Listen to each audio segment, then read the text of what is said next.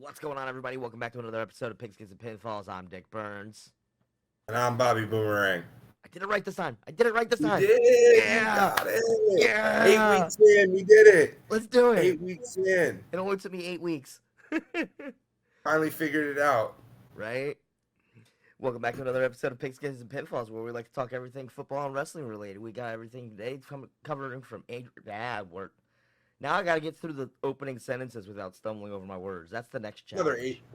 Another 8 weeks. We'll get there. We'll get there. We're talking everything football and pro wrestling related, covering everything from Aaron Rodgers flying to Mania builds trying. Ooh, yeah, we're gonna talk everything from Goldberg being done to the XFL's longest run. Also good because we got to talk about my defenders this week, baby. Yeah. Your defenders did look pretty good, man. I mean, the only undefeated team in the league. Something to hang your hat on, that's for sure. Yeah. So I kind of want to just go ahead and jump right into XFL. Just did you catch any of these games this weekend? So again, they were on. I was at work. I got to see highlights on SportsCenter, but I did not watch any of them live. I watched quite a bit of live XFL this weekend, and I'm very glad I did. Yeah. I mean, I added my favorite moment from the XFL in our XFL notes down at the bottom. So yeah, if we're gonna start with XFL, knock out football, and move on to the wrestling side, I'm cool with that. Yeah, I mean, we can just go ahead and knock some of these. This is nice and quick stuff. We actually have our notes organized for the first time in a long time. So, like, it looks so good. It's amazing what happens when you do a little bit of work on the back end, huh? Right. So, let's start off with this Thursday night game, the Roughnecks losing to the Sea Dragons. We make all our jokes about Dichotomy, but here's the thing. Here's the way I looked at it. Everyone's been saying that Houston's had this great defense all season, right? Yeah. And it's like, okay, I get that. They've got the offense is a little bit suspect still. Like the offense got exposed this week. Honestly, the defense more got exposed because their entire focus was let's block Josh Gordon. And it looked because obviously like they've been making it look like Josh Gordon is their number one receiver. And, he is. Well, obviously, but the thing about it is Danucci's been spreading the ball. Like they had Gordon locked down, so what do? Danucci just spreads the ball around. Yeah, dude. Like you're not gonna lead the league in passing if you're targeting one receiver. Like I understand the game plan. Like I understand the thought of the game plan. Knock out shut down their number one receiver and make them throw to other people. But you got to, at this point, I think Danucci is in top 3 for MVP. I think it's a fair argument. I mean, top 3. The record isn't really showing it, but they're actually doing really well. That game really exposed like that the offense is still pretty good. It's just that both teams and this is the thing that I wrote down is that both teams were really suffering from turnover issues. If it wasn't for turnovers, Seattle that game would have been a runaway. But they had like what was it like 5-6 turnovers? I think so. I think it was 3 and 2. Yeah, I think so. But it was just. This is where you're starting to see. That's where you start looking at it. It is more like that, like middle, like that midfield, not midfield. Middle leagues. Middle league. I mean, it's minor. Yeah, leagues. I get. That's what I get. What you're. I get what you're trying to say. Like, it is not at the same caliber level. I'm paying what you're priming, brother. But it is not the same caliber of an NFL game. No. And, the issue, I put air quotes around the words issue, is I feel that some of the talent discrepancy in XFL, you've got guys like Josh Gordon was good in the NFL. He just couldn't stay off the ganj. And that's why he's not in the league anymore. But you got guys who did produce in the NFL all the way down to, names that, unless they went to your favorite college football program, you might not be familiar with. And I think that might be where some of the, again, issue comes from is it's an early league. They had to fill out roster spots. So not everyone is going to be on a similar playing field. Like, you hear people talk about the NFL. Like, you get to the NFL and everyone is fast. Everyone is strong. Everyone is, you know what I mean? Like, I think the XFL is probably a couple years away from kind of those bottom teams catching up, and the top teams kind of fading into where they are, to where everybody reaches a middle ground. Not a middle ground, because you're always going to have the good teams and bad teams, Of course. just like you do in the NFL. But talent wise, I think it'll take maybe a couple more seasons before we see, like, the natural order kind of set itself. So I wanted to double check and look at it, because when I was writing notes over the weekend, I actually was looking at it, and I noticed that Josh Gordon isn't even the top receiver on the Sea Dragons right now. Really? Actually, Jacour Pearson. Jacour Pearson is leading the league right now in receiving yards. 90 more yards than Jeff Bedet in second. Huh. Yeah. The difference here is that Jacour Pearson only has 1 touchdown in comparison to Josh Gordon's 3. And then you start looking at, like, some of your other players, your Jeff Bedets, your Cody Latimers, your Hakeem Butlers. They've all got multiple touchdowns on the seasons already.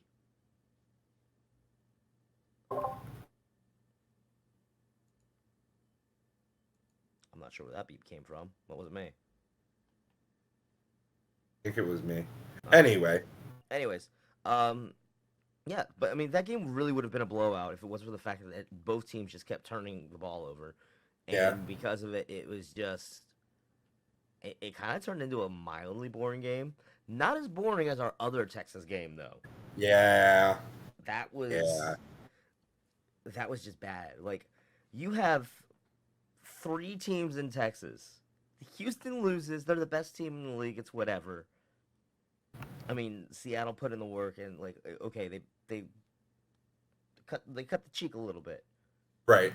Houston is not infallible. That being said, Arlington and San Antonio was a complete snooze fest of a match. Mm-hmm. My Brahmas aren't. Your Brahmas ain't had a win since week 1. Yeah. Yeah. I might jump ship. Might have to jump ship. Pick a new team. I don't know why your camera froze again, but okay, we're good. Yeah, you might have to. I mean, again, you could always come back to DC. Can't do it. Can't do it. But yeah, I mean, your notes on this game were very good. Like, because like I said, I was watching highlights, and not very many highlights came up from Arlington, San Antonio. But your notes led me to kind of piece together how this game went. Mm-hmm. It really was like Arlington had a really good rushing attempt. Like, they had a really good rush game, but they weren't doing anything that really jumped off the page, especially when you have the rushing game that DC had, which we're going to talk about next. Yep. They just had, I mean, the rushing attack was good, but then as soon as they started throwing again, it all melted down. So, I mean, again, I think this kind of goes back to what I was just saying about the talent level. Mm-hmm. And I'm not going to sit here and say, like, oh, XFL is sloppy football, like, burn the league, throw it all away. Like, no, I'm not going to say that, because, one, like, I love the opportunity that these young men are having to live out their dream and continue playing football. Again, like, I'm tuning in every week because this really has been, like, some damn good football to watch. Right. No one can be mad about watching good football. No, not at all. We're over here talking about how poorly the San Antonio-Arlington game was, and that's just because, again, we are expecting more out of them in the consideration that we are still having some other great games out there. Both of your teams, though, are going to be putting up stinkers like this. And, like, I would have expected this. Actually, I was gonna say I would have expected this out of Orlando and Vegas, but I have notes on there that contradicts that. So, yeah, really, the only other big note I had from this game was that Jack Kerner sack. Yeah, it was a beautiful sack. Blasted, just that was like picture perfect. Straight. Yeah, like the coverage was just like. It was a picture-perfect defensive play. He had the blitz just right. He broke through the line just right, and it was probably one of the cleanest hits you could watch. Yep. That's the thing And I'm about glad they modern. didn't call. I'm glad they didn't. Excuse me. I'm glad they didn't throw a roughing the passer penalty because I feel like in the other league that you and I are fans of, that may have come down to a roughing the passer because he Oh, forgot to put a pillow down. I know, right? You didn't like push him. You shoved him. That's kind of what happened there. Hmm. Um, I will let you take this next one. I did allude to it in my opening with the longest run from the XFL, but it is your team. mm, So please tell us about DC and how they performed against St. Louis. I am not afraid to admit that I am a DC Defenders fan. We have already established this, and I have to give credit where credit is due. The boys took it home this week. Let's fucking go. Leading the league in rushing all over the map. Abram Smith fucking goes off. There has yet to be a single 100-yard runner in the league this season. He comes out with a 200-yarder. Ooh, ooh. 218 yards of rushing in this game. That's not counting the rushing yards that Teamu and Eric King put up. Not counting that. This man goes off 62-yard touchdown run in the first quarter. Sets the record already for the longest touchdown run of the season. Goes back in later in the game. I think it was in the third quarter. He says, "Fuck it, I ain't done." Runs another one for 70 yards. That was his third touchdown of the day. That right there is 132 yards off 2 plays. That right there, like DC has this run game figured out. Like Yep. everyone, wait, a couple weeks ago when everyone was talking about which team is better, Houston or DC, everyone was saying the passing game for Houston was better. But all around, you look at like because a lot of what we're doing, like our passing game is, I wouldn't say it's non-existent. It's just not a priority. You've And got a star running back at yeah, this point, an amazing star running back, coupled with two quarterbacks that both are really good on their feet and love to drive it in themselves. and I'd look, I'd, man. I mean, I'd ninety argue that percent of Derek King coaches. is the XFL's Taysom Hill. I don't hate that comparison. I don't hate that comparison at all. And like, look, like 90% of coaches are gonna say like they want to establish the run game. Um, and when you establish the run game, it lets you control the clock. And like when you guys play Houston, which I believe is this upcoming week, Yep, Monday night. right? Monday night. So when you guys, ooh, I know, right? maybe we do a little stream together, watch the game together. I'm off on Monday night. If we can turn our way away from the go home show for Raw, Oh, that's the tough one. That's the we'll figure it real out. tough one. We'll figure it out. Yeah. But no, so when you guys play Houston next week, okay, Houston's passing attack is great, but what's that passing attack going to do if you guys are holding the ball for 9 minutes a quarter? And not only that, let's also acknowledge this game ended in all the right way, in the most perfect way. Yet another Michael Joseph interception. Is our favorite player in the XFL Who Joseph? did we I establish th- him? Did we I establish him as our favorite player? I mean, I would go out and I would argue he's mine, and I know like he's on your team, and I'm a huge fan. Again, I was singing his praises during that two interception game in the first game of the yeah, season when he picked yeah, Nooch off twice. and you and I both think that he's got a future, possibly a future in the NFL. So Oh, absolutely. Now credit to him. What is that? Four, 5 picks on the year it's now. 4 picks now. He's the 4 picks through 5 games. Yeah, he's still the interception leader. And again, That is Trayvon Diggs. when you consider that at least two of those are pick sixes, Right. like That is Trayvon Diggs level talent right there. it really is. Now I'm over here. I'm gushing about DC. I also want to give St. Louis their flowers. I think St. Louis actually could be the second best team in the league, past Houston at this point, because this team, for one, they gave us a fight in week 3. They gave us a hell of a fight, and it came down to the wire. And then this game also came down to the wire. Got real scary. If it wasn't for that last minute interception by Michael Joseph, that game very well could have gone into overtime. Um, St. Louis's defense is really good. AJ McCarron is still like he drops dimes. I mean, For, he's a former. I believe he was a Heisman finalist. I think so. I believe he was. Now, that being said, St. Louis is 3-2, and they're only 3-2 because their two losses came to us in hard fought matches.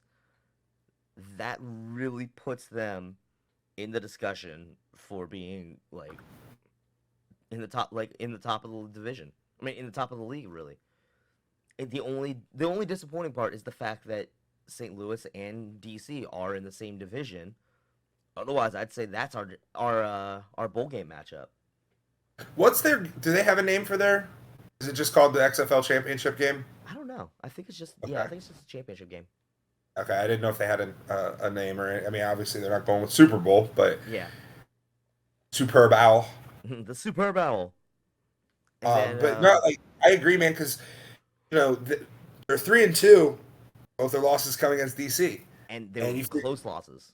yeah, and you figure if they're in another division, I mean, it's kind of similar to what we saw with Philly and Dallas last year on who was going to win the NFC East. Like Hmm. one of those teams, it was going to have to be the fifth seed, and if they were in any other division, they probably would have been the 2 or 3. Well, and again, that's why last week when we were discussing those rule changes, how they want to change up seeding if a team does poorly. That's where it really Yeah, comes into effect. yeah. So we go from two teams that somebody has to get a win to son of a bitch, someone has to win this game between Orlando and Vegas. I wrote this in the notes. Yep, you sure did. The best thing about the two worst teams in a league going against one another means you're sure to get two things. You're going to get a lot of points, and you're going to get a lot of penalties. And boy, did we get a lot of both in that match. Yep. What was the final of that? It was like it was in the 30s. Let me see Let me see if I can get the scoreboard pulled up. I got it.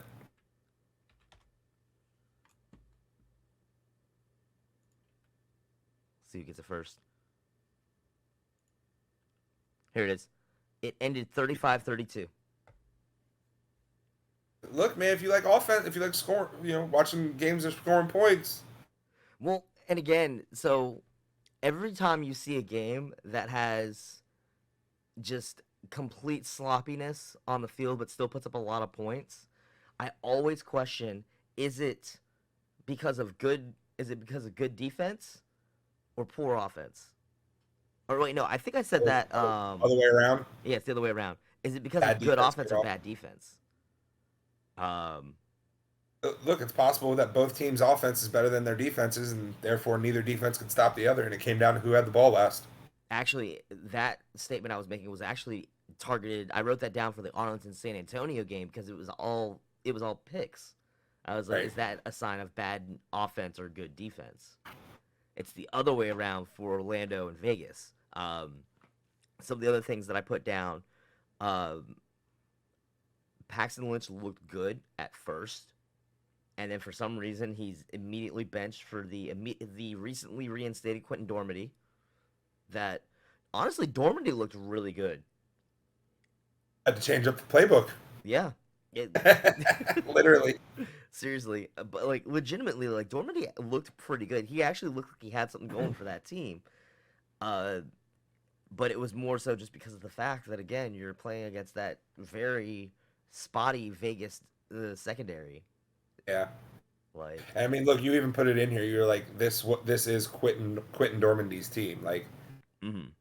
again, credit to Paxton Lynch for following his dream and not giving up on football, but like, it At the might be same time time, to pursue other options in your life, man. I Maybe. mean, when you come out on the field and commentary is immediately making fun of you for being a former first round draft pick, and now you're here in the XFL, not a good look. Not a Um, good look. what is a good look though? I gotta give my shouts out to Cody Latimer. He may be on the worst team in the league, but my God, he might be my favorite receiver in the league. He put up what was 182 yards, 124 yards, 8 receptions, 124 yards, and 1 touchdown. Did not realize he's actually lined up as a tight end. Wasn't he a Yep. receiver? Wasn't he a receiver when he was in the NFL? Yes. Because he played. Because I remember I wrote this in the news. I wrote this in my notes. It was his performance was almost enough for me to forgive him for being a receiver on that Super Bowl 50 Broncos team. Mm-hmm. So I got to give credit where credit's due. Yep. Respect. And again, hey, another former NFL player that is in the XFL making plays. Yeah. You're gonna get we're getting a lot of that, and it's expected. Mm-hmm. And then your final note. So the last note, excuse me, I'm sorry. Um, the last note from the XFL. So like I said, I was watching highlights and stuff, and my favorite highlight came from special teams. Um, Marquette King is a former punter of the Raiders, Mm-hmm. and he spent 6 years in the league, 5 of them with the Raiders. Um, and he refused to be your typical quiet punter. Mm-hmm. You know, he was very flashy. I mean, he did a celebration with a ref's flag one time, and he like took the flag and spiked it and got Anyway, he was very flashy, and like a lot of people told him like he needed to tone it down and this and that. Um, and he didn't. He never stopped being him, which is something I really appreciate and put a lot of value on. But he downed his own punt. So he was it. First of all, it was a situation where I don't even know, they must not have faith in their kicker Mm-hmm. because they were on the right side of the 50 and still decided to punt. And he punted it. It was beautiful. Had a lot of hang time. Bounced it maybe like the 3 or 4 yard line. Had some backspin. It bounced back towards him, and he caught the ball and downed his own punt. That's also it's a lot more likely for that to happen with the XFL's kickoff rules and punting rules, Yeah. where you can't like get that head start. You can't actually like progress forward until or like can't break the line until the receiver touches the ball. Like all that So kind of stuff. like It's a lot more likely for stuff like that to happen now. yeah, and like I can't recall the last time a punter downed their own punt. Also, I forgot to touch on this on the Orlando Vegas game, but the game had the most appropriate ending possible for that game too. Like I mentioned, there were a fuck ton of penalties throughout that entire game. That game ended because of not a false start. Well, yeah, it was a false start with 10-second runoff that caused the end of the game. It was a not just any. It was I think it was like the second false start in a row, Which requires a 10-second runoff. which requires the 10-second runoff, and it was already like a second and 19 at that point from like the 8 yard from like their own 8. It was so bad. Appropriate ending, and that's an appropriate ending to our XFL notes. Suck Aaron Rodgers. The biggest news of the week: Aaron Rodgers. So I'll let you take this lead. So, I believe right after we went off air last week, like I think it might have been like minutes after we went off. Aaron Rodgers was on Pat McAfee show, and he It was expressed the it. next day. Was it the next day? Yeah, it was Aaron Rodgers Wednesday last week. Oh, okay. That I was Um, Yeah, I had to think about that for a moment too. I was like, wait a minute, it's Aaron Rodgers Wednesday instead of Tuesday. so he comes out on the Pat McAfee show and expresses interest and basically says, I intend to play for the New York Jets next season. The Packers and Jets need to figure out compensation. The other thing about that too that we didn't have it in the notes, but one of the other things to mention before he went on his darkness retreat, he said he was 90% sure he was going to be retiring. Yeah. That's huge because a lot of I people, again, before that whole thing, everyone was talking about which team is he going to play for. A lot of people were not even entertaining the thought of retirement. To know that he went into that with only a 10% idea of playing, that took a lot. Like something definitely happened in that darkness retreat for sure. yeah. Something happened. Yeah. He saw Um Jesus. something, but I don't I don't know, man. Like, so we did report last week that he reportedly sent a wish list to the Jets for who he wanted, Hmm. and the list included Alan Lazard, Randall Cobb, Mercedes Lewis, and OBJ. Yeah, almost. Absolutely.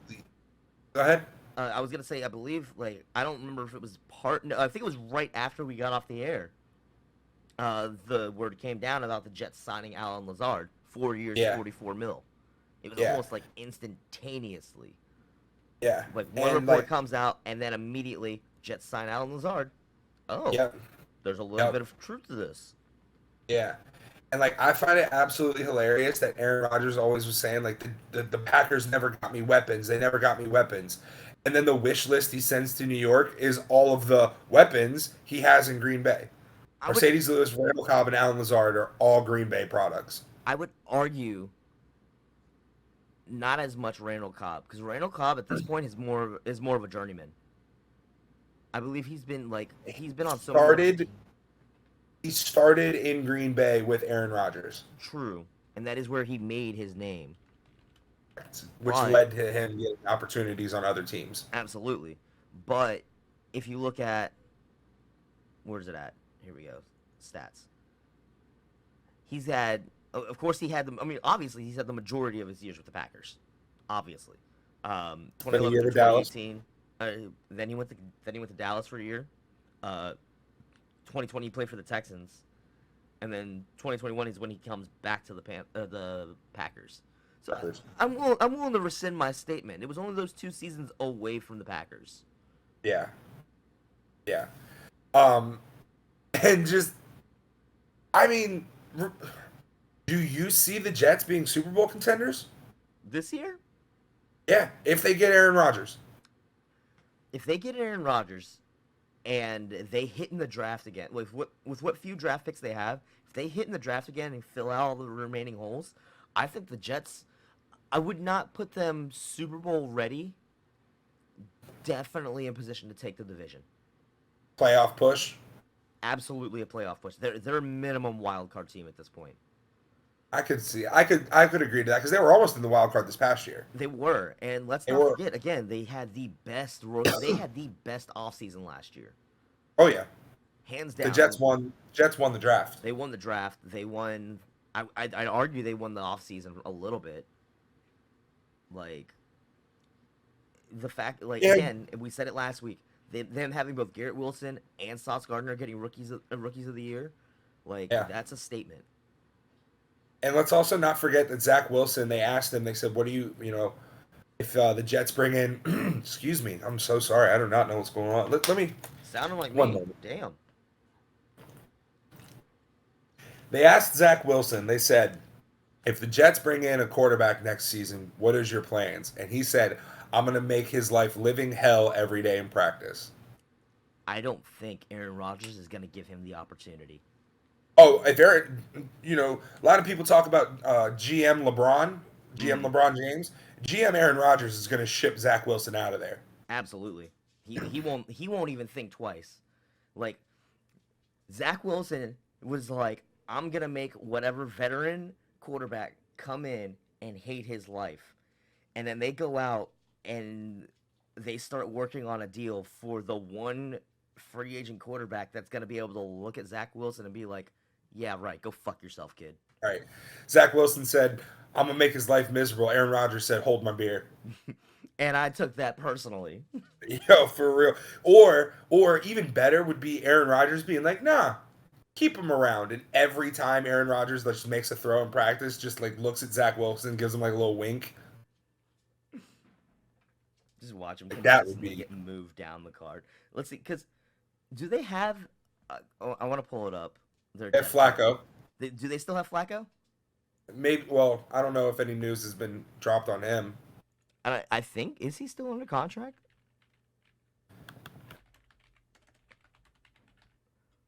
Oh, if only there was a website that tracked people's contracts. Stathead, get on that. Nope. Joe He's Flacco's not gone. on the depth chart. It's just Zach Wilson and Chris Streveler. Maybe Flacco retired. I don't think so. I'm pretty sure he's just a free agent. Never forget, he's in the top 20 of top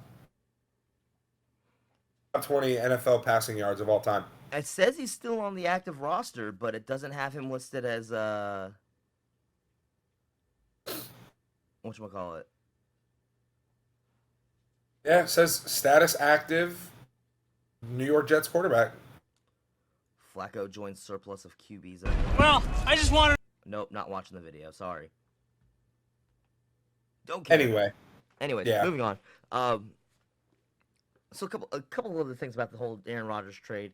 First things first, we have to make all the jokes about we have to insert all our jokes about him following Favre here. Yeah, I mean he learned from Favre. Why wouldn't he follow him? It's coincidence, obviously. Well, no. First of all, hang on. Let me hang on. Aaron Rodgers was upset because Brett Favre made him sit 3 years, I believe. Something like that. 3 years. What did Aaron Rodgers do to Jordan Love? Made him sit. Same thing. Brett Favre couldn't figure out if he wanted to retire or play. What does Aaron Rodgers do? Can't figure out if he wants to retire or play for the last 2 years. Brett Favre decides he's done with the Packers, wants to move on. Mm-hmm. He goes to the Jets. What's Aaron Rodgers doing? He decides he's done. I think him going to the Jets, though, is still completely coincidental. Like, there's no way you could have ever predicting that he would go to another team to continue his legacy. That's obvious. That's a given. But it being of all the teams for him to go to being the Jets, that's where it's just hilarious because that's where it starts getting into a little bit more of the, all right, this is a little bit too coincidental to be like not by design. What's the line? You turned into the one thing you wanted to destroy or something? You became the one. You became that which you swore to destroy. That, and like you were the also, chosen one. Another thing that I don't think is getting talked about a lot is, I think the path to the Super Bowl is easier in the NFC. Right now, I would completely agree with that statement. I feel like the AFC is just so loaded that Burrow, Mahomes, Allen, Lamar. Let's take those 4 quarterbacks alone. Okay, we're gonna leave Lamar, but those first 3, Mahomes, Burrow, Allen. That's just the 3 quarterbacks. Let's not talk about the fact that all 3 of those teams are amazing. Kansas City, Buffalo, Cincinnati. All 3 of those teams are already built to win. Yeah, all 3 of those teams will be in the playoffs. Mm-hmm. As well as look at what's going on in the AFC West right now. Between the Chargers still being the Chargers gonna Charger. They're gonna get to January and they're gonna fuck it up. Yeah. Sorry. You've got the Raiders who are doing all these different offseason switches just to become the same mediocre team. Let's be real. Right. But then you have Kansas City and Denver. Denver's also, again, they're trying to do their whole realignment. They are.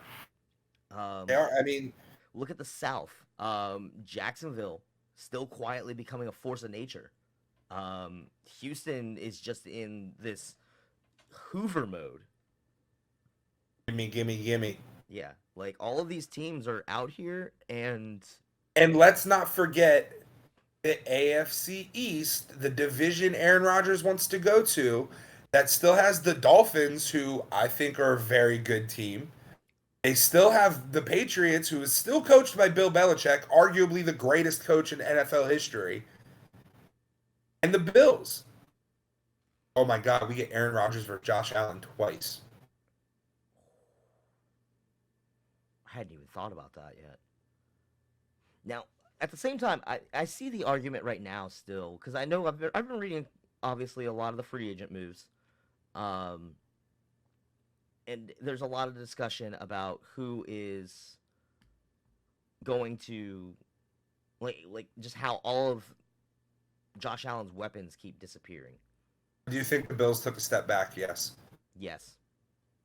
I agree. 100% I agree. I think that within the past 2 years, that was their chance, and I think the window may have closed. I don't think it's closed, but I think it's cracked. It's not open like it was. I think their window is cracked. I foresee if this trade happens, the Jets will take the division. Buffalo will still come into the playoffs as a wild card. What about Miami? I don't think I want to say Miami has Miami got better. Miami did get better. I think, however, Miami still has a lot of things to figure out, like playbook wise. And I they got to. disagree, man. Mike McDaniels he's a great fucking coach. Oh, He's I love great. him. I think he's one of my favorite coaches in the league right now. But again, it's more of they've got to figure out what's going on with Tua, keeping him healthy. They've got to get that line figured out. Like, yeah, they went out and picked up Jalen Ramsey. That's going to help the secondary, but again, the number one priority for that for Miami right now should be learning to protect Tua. I Because agree. at this point, I don't know. if you don't start protecting Tua, he's gonna be the next Andrew Luck. I don't know how much of that is the offensive line's fault or how much of that is Tua Tagovailoa's fault for just being a glass cannon. Also true, but again, if you've got a glass cannon, that's why you should be focusing on your line, so that way your line can be the ones to put him back in his seat and be like, no, stay the fuck back there, throw your passes, stay healthy. If Tua stays healthy, Miami's a 10-11 win team. A 10-11 win team. Oh, I absolutely agree. But at the same time, if he doesn't get healthy, I mean, if he doesn't stay healthy, his career will go the way of Andrew Luck. He will I agree. succumb to his injuries way too much, and he'll end up retiring far too early. We could see 3 teams from the AFC East make the playoffs. Legitimately, and none of them are the New England Patriots. Right. We've come a long way in 10 years. Right. To wrap up our Aaron Rodgers note, I need you to read the last bullet point the way you wrote it. I don't know if I want to. Well, if you don't, I'm just going to call you out on it. All right, so Either admit defeat or you can just let me beat you down on it. all right, so I was like half asleep when I was typing up notes, and I wrote discussion on whether or not Joe Montana gives Rodgers the blessing to wear the number 12, clearly meaning Joe Namath, and you pointed it out, and I feel like a jackass. It's all in good fun, buddy. But I yes, know, but still, why you gotta call me out like that? I had to. Because when I read it, I was rolling on the floor laughing. Not as hard as what I was laughing about with the Dan Snyder news. Oh, we'll get to that. I want to discuss real quick. So, Joe Namath is still alive. A lot of, and I forget who it was I was watching. I think it was during Pat McAfee that they were talking about this. The discussion becomes, would Joe Namath give him the blessing to wear number 12? Or, on the flip, does Aaron Rodgers have enough respect for Joe Namath that he says, you know what, I don't want to wear it? That's the other side of it, too. And then he just decides he wants to wear a different number while he's in New York. And I can honestly respect that, too. But let's not forget, Peyton Manning went and got, I cannot remember the player's name. When Peyton went to Denver, he got permission to wear 18 from looking it up. Yeah, but at the same time, as I'm looking this up, there's a big difference between whoever it was that Peyton picked the number off of and Versus Joe Namath. Yeah. The only Super Bowl in Jets history that we're gonna win the game, I guarantee it. Like, here it is. Frank Tripucka. Good job, Frank. Retired in '63 after 15 seasons. And Credit to Frank. And is in the Broncos Ring of Fame. Yeah, big difference between Frank Tripucka and Joe Namath. Yeah. Not downing him, but again, like, right. He's an old time player. Right. There's a lot of people. There's a lot of people that are still alive that watched Namath play. It's huge difference. Yeah. So we will continue to follow the Aaron Rodgers news. Obviously, he's not a Jet yet, so we'll see where that goes. And let's talk the Commanders. I know you have your hatred for the Commanders. Deeply. Yet at the same time, everyone is keeping their eye out to see what happens with Dan Snyder. I mean, Dan Snyder, that as much as I dislike the Commanders, they don't deserve Dan Snyder to be their owner. No team deserves Dan Snyder. No team No. deserves anything that's going on. So you wrote in the notes. Just go ahead and put this. What So you wrote there's in the notes, and then we'll go into our discussion about it. Mike Florio reported that Dan Snyder has cleared out his office at the Washington Commanders facility in Ashburn, very close to home for me. For both of us, yeah. You know, so Mike Florio reports that Dan Snyder has cleared out his office at the Ashburn facility, and that the sale of the Commanders is, quote, imminent. Who's buying the team? You seem to have this notion. I, for one, welcome my future corporate overlord. He's probably listening to you right now. I don't doubt it, and I am here for it. So, Mr. Burns over here believes that Jeff Bezos is going to be buying the Commanders. It's not just me. A lot of the news outlets are really like, he's still like, everyone's treating him like the front runner. There's all the discussions that are happening. Like, obviously nothing's public, but everything is just pointing to Bezos doing it. And the issue is him having the rights to Thursday Night Football game, though. Amazon has the rights to Thursday Night Football, and I believe that is the issue that he is facing. You know, that's one thing I hadn't heard yet that does make sense. Now, allow me, if I may, to make an impassioned plea for Jeffrey Bezos. Go for it. To buy the Washington Commanders. You, buddy. Jeff, buddy, we got to talk. Look at this team. It's in shambles. Shambles. They can't get anything right because nothing in their front office is right. It's just destroying the morale. It's destroying gameplay. It's destroying the entire team culture. It has been for decades. Bobby and I, we've worked at Redskins Park many times. We've volunteered there working with like charity groups and stuff like that. That used to be one of the most fun side gigs I've ever had in my life. I agree with that statement. And I will forever have a level of appreciation for the Commanders. That and the fact that this is Ron Rivera's team now. And we all know how much I love Riverboat Ron. Yep. I still have an immense amount of respect for this team, given that I am not an NFC East fan and I have no horse in that race to be worried about them. You have your place. Now, that being said, this is a team that needs restructuring. This is a team that honestly needs the money. And only one person has that ability that right now claims himself to be the newest and best of DC natives. This man has made DC home for the past several years. He's taken pride in it. We've got the new headquarters that's supposed to be coming in, which they're all honestly taking their time on now just because of the fact they recognize economic impact. He's focused more on the economic impact and building up the entire area as opposed to just coming in, building Amazon, and saying, I rule this place now. He's making a footprint in DC, not just for the sake of being a corporate overlord, but because of the fact that he's actually trying to make change. You know, they actually renamed the auditorium in the Martin Luther King Library after Jeffrey Bezos this past year. Yeah, that was an official decree that was made by the mayor. He has the naming rights on the auditorium in the Martin Luther King Library now. There is one man that has enough money to also say fuck everything to all the arguments about who's going to build the new stadium in the position of RFK. Because that's been the big argument. There's the big plea, obviously, to keep the Commanders in DC. They want to keep them in DC. They don't want them coming out to Ashburn. Honestly, there's a lot of people that are still unhappy with the fact that the actual stadium's out in Landover, out in the Maryland side. DMV is all tight-knit, and it's not. And there's all these discussions about how far outside of the city is DC going to go.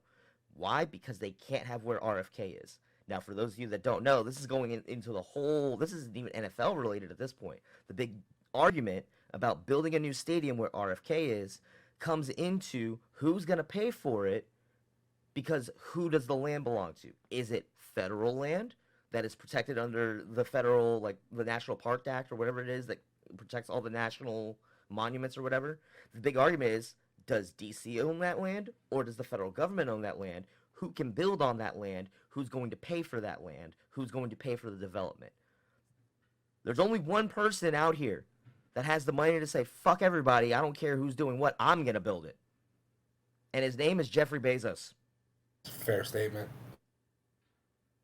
When I say that it just makes sense for him to take over and really fix this team, I say that in the mind of this man has the money to say fuck everybody and make all the changes himself. If you don't like the way it's going, you do it yourself.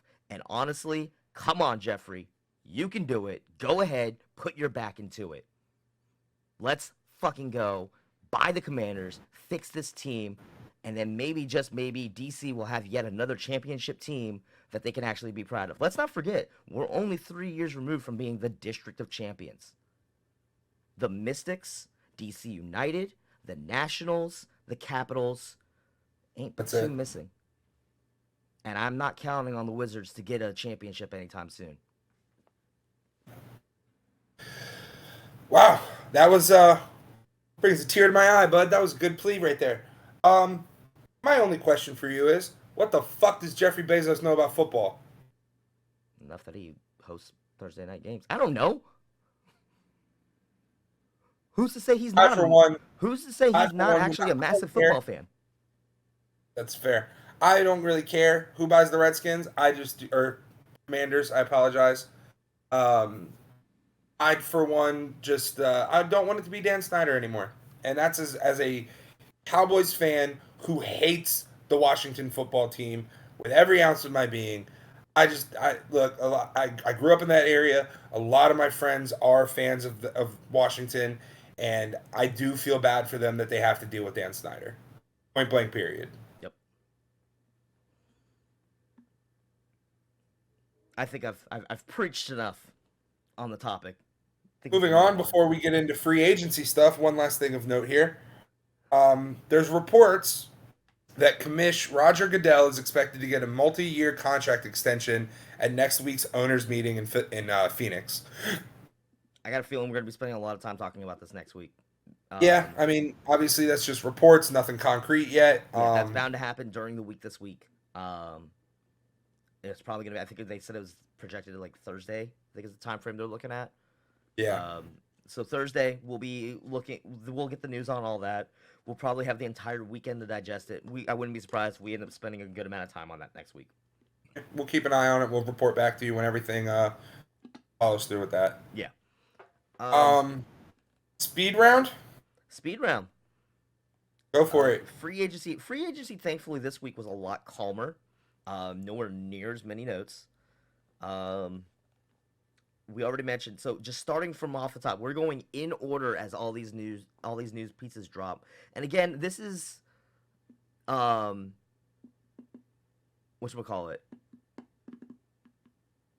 These are the names that we catch.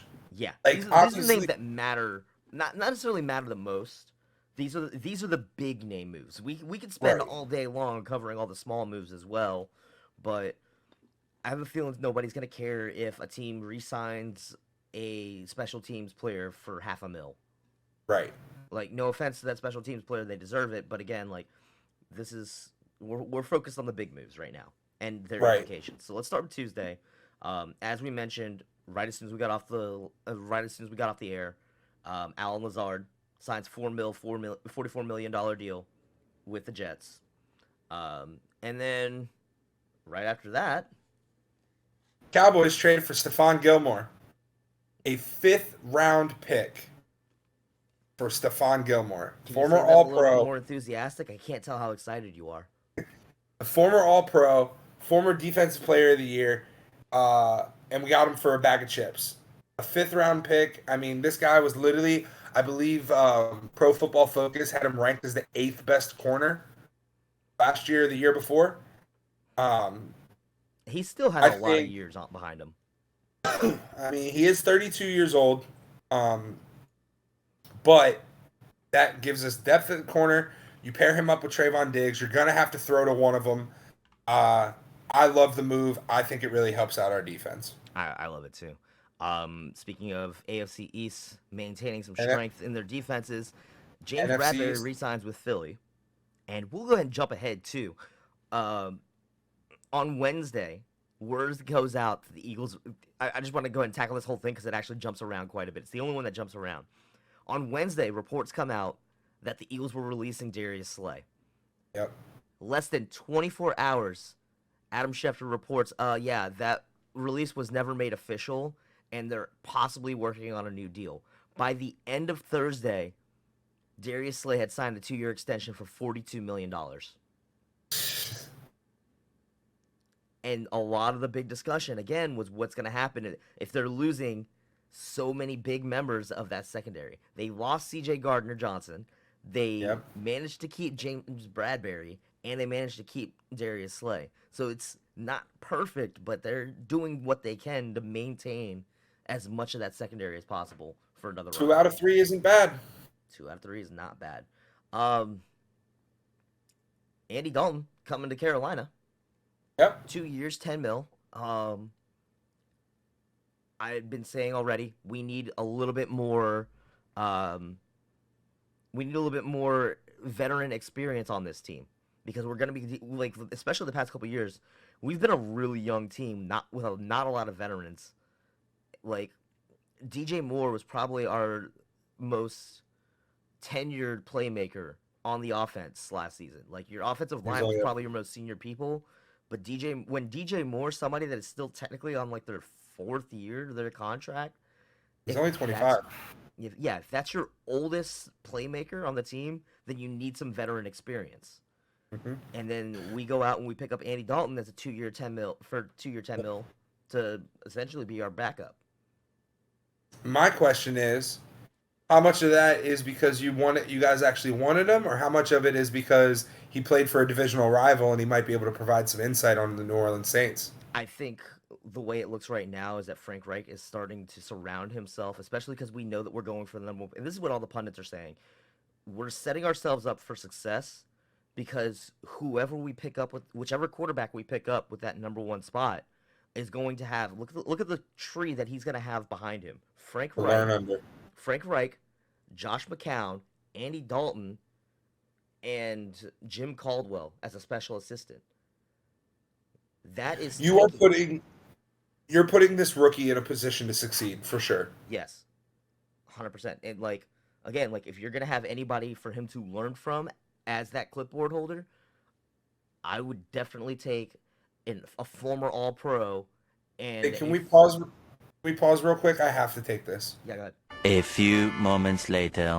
No, but jumping right back into it. I think that this is. You see a lot of teams draft a rookie and throw him in, and he gets thrown to the wolves. Exactly. I don't think Carolina is doing that. No, so a lot of this too, and we'll just go ahead and cover this one too. Over the weekend, Panthers signed Adam Thielen to a 3-year, $25 million deal. That's your other piece of that seniority that I was talking about, that we were mentioning earlier. Yep. You're giving a very seasoned, experienced quarterback and receiver with a lot, like you're bringing a lot of experience to the table to help coach up whoever that is. And I was watching an interview that, like the Pat McAfee show, the interview they did with Adam Thielen yesterday, and listening to how he never even intended to sign with Carolina. It was entirely just on a whim. They were like, "Hey, we're gonna host you," and then he just fell in love with the team. And a lot of what he was saying was the fact that he can tell that Carolina's in win now mode, and he is ready for that, and he wants to be a part of that. Carolina's made some big names, man. They got Miles Sanders, they got Hayden Hurst, they got Adam Thielen, they got Andy Dalton, and they have the number one overall pick. And you guys' coaching tree, we've talked about it numerous times on this show. You guys might be falling into place right now. And it's insane thinking. Picture this again as compared to the beginning of last season, where we're just all over the map. We're still dealing with Matt Rule. We've got Baker under center. Like we were a mess last year. Straight up, we were a mess.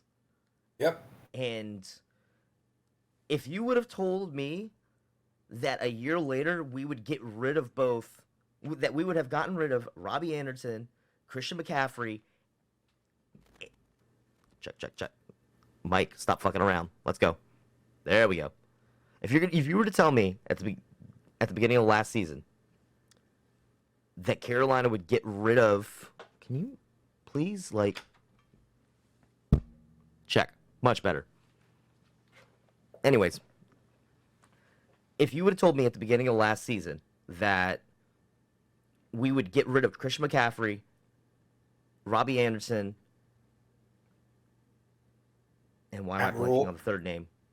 Matt Rule, Baker Mayfield, DJ Moore.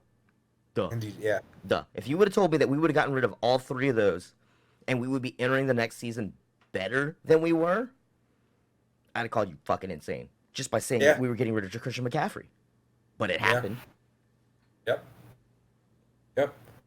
And not only did it happen, we made it work. Yeah, I agree. And again, like I'm not.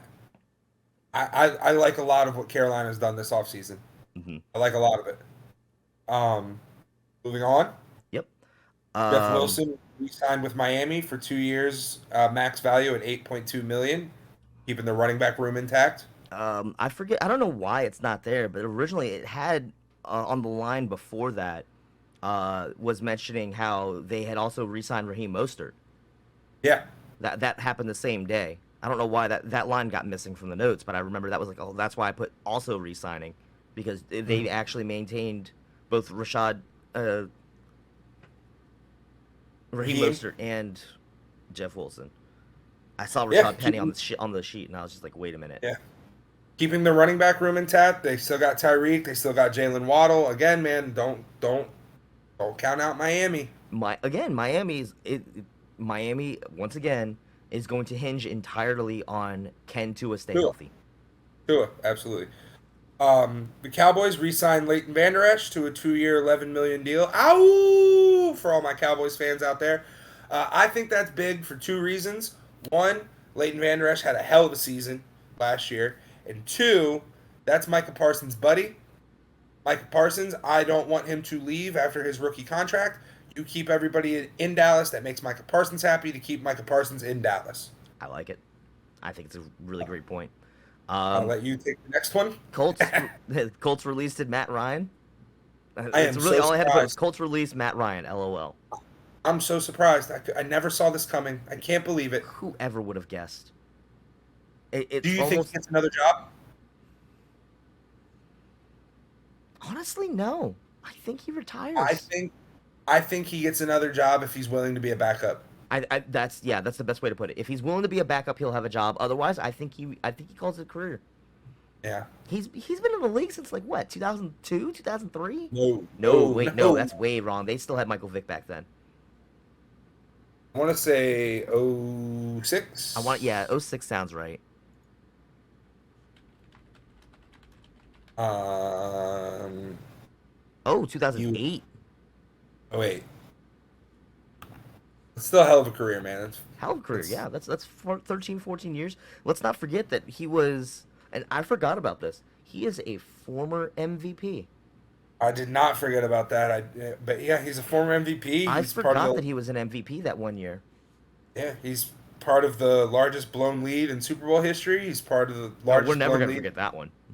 He's part of the largest blown lead in regular season history, and he is part of the largest blown lead in international game history, blowing a massive lead in London. Oh, I forgot about that one too. But whatever. Yeah. Whatever. The Eagles agree to terms with running back Rashad Penny, which is hilarious because in 2015, Rashad Penny tweeted, "Eagles are trash, thumbs down emoji." Can't say that about your team now, huh? Eagles never, the internet never forgets, Mr. Penny. For shame. Vikings re-signed Greg Joseph to a one-year deal, said to be almost fully guaranteed. Gotta have a kicker. And if you've got a good kicker, it's always good to keep him around. Bucks signed Baker to a 1-year, $8.5 million deal. Yep. The Bucks now downgrading from Tom Brady to Baker Mayfield. What do you mean? Baker Mayfield is the next GOAT. Pure sarcasm. Massive downgrade. I get that. But At least they have a quarterback on the roster now. Yes. And again, I never had a problem with Baker. Even when he was stinking it up in Carolina, I was still quick to defend Baker and be like, that's not his fault. And sure enough, what happens? Rule's gone. Things start turning around. Granted, Baker got benched in the process, and then Baker got let go. So Baker goes to LA and balls out a little bit. Exactly. When he has proper coaching and a proper team around him, and he's ready and motivated, Baker is still a great quarterback. I know we have a lot of our friends that like to hate on Baker. Shout out, Katie. Again, I still think it just makes sense, and I think Baker still has a lot to prove. I like Baker. I like Baker too. I think Baker at this point now, especially, is playing with a chip on his shoulder, and I wouldn't be surprised if he balls out in Tampa Bay a little bit. I don't see Tampa Bay going to. I don't see them going to the Super Bowl. I don't see them winning our division anytime soon. I maybe have them pegged this year for a 6-7 win team. Yeah, but I think Baker will. I think Baker will flourish in this prove it deal. Yep. And I wouldn't be surprised if after this year he does enough to get re-signed. Yeah, I agree with that. Oh man, I do not want to touch this next one. You got to. So last week it was reported that the Cowboys were expected to cut Zeke around the June 1st mark. However, they did not wait. Ezekiel Elliott has been cut by the Dallas Cowboys. Now, I have a question about this. I know they said they wanted to wait until around the June 1st mark so that way he can get paid. Yeah. However, they announced the release. Are they still announcing it as a day one of free agency release on March 15th? Or are they labeling it as it's still a June 1st release? Because that would explain why nobody's really been like jumping at the bit to go pick up Zeke yet. If he's still on the books through June 1st, that can essentially keep it to where we won't hear any contract talks about him until June 1st. He is listed as a free agent. Okay. No. Okay, I don't know. There's conflicting reports here. I'm not sure. I don't know how to answer that question, to be honest with you, my friend. We'll have to come back on that one. But I'm upset about it, man. I mean, literally, what was it, last week or 2 weeks ago? I was talking about how I love the 1-2 punch of him and Tony Pollard. And don't forget that Tony Pollard just broke his leg last year at the end of the season in our last playoff game. And is he going to be ready to go week one? And can Tony Pollard handle the workload? Blah, blah, blah, blah, blah, blah, blah. I'm upset about it, man. I'm upset about it. And actually, I had every intention of wearing my Zeke shirt. Give me 1 second. Give me 1 second. He's going to throw Zeke jersey on.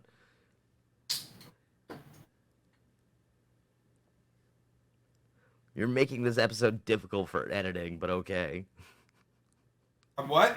It's going to be a little bit difficult for editing, but okay. It'll be all right. It's whatever. I got to show respect to my man.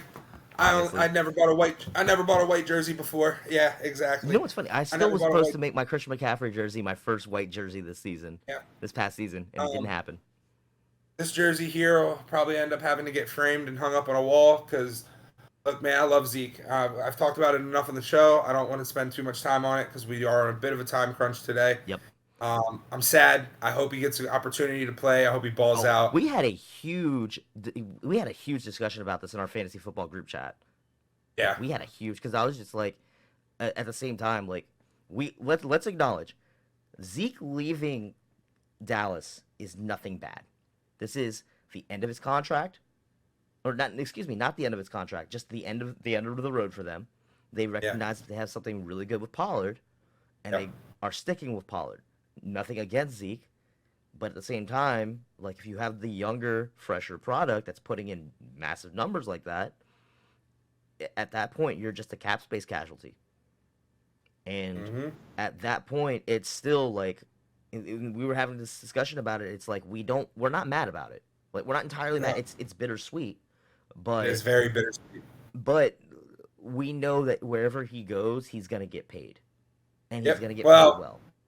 I think he's gonna have to take a bit of a pay. I mean, that's the reason he didn't stay in Dallas, is he didn't want to take the pay cut. So, but I agree. All this is a cap hit casualty. I hate to see it. I wish Zeke nothing but the best. Wish him a lot of success. I'll never forget that rookie season against the game against the Pittsburgh Steelers where we took the lead with like 45 seconds left because he broke out a massive run. Like, I got a lot of good memories of Zeke. He's Yeah. It's it hurts, but I'm trying to look again, for the no, I'm no looking ill for will. the comparison that I was gonna make. I just need to confirm before I say it.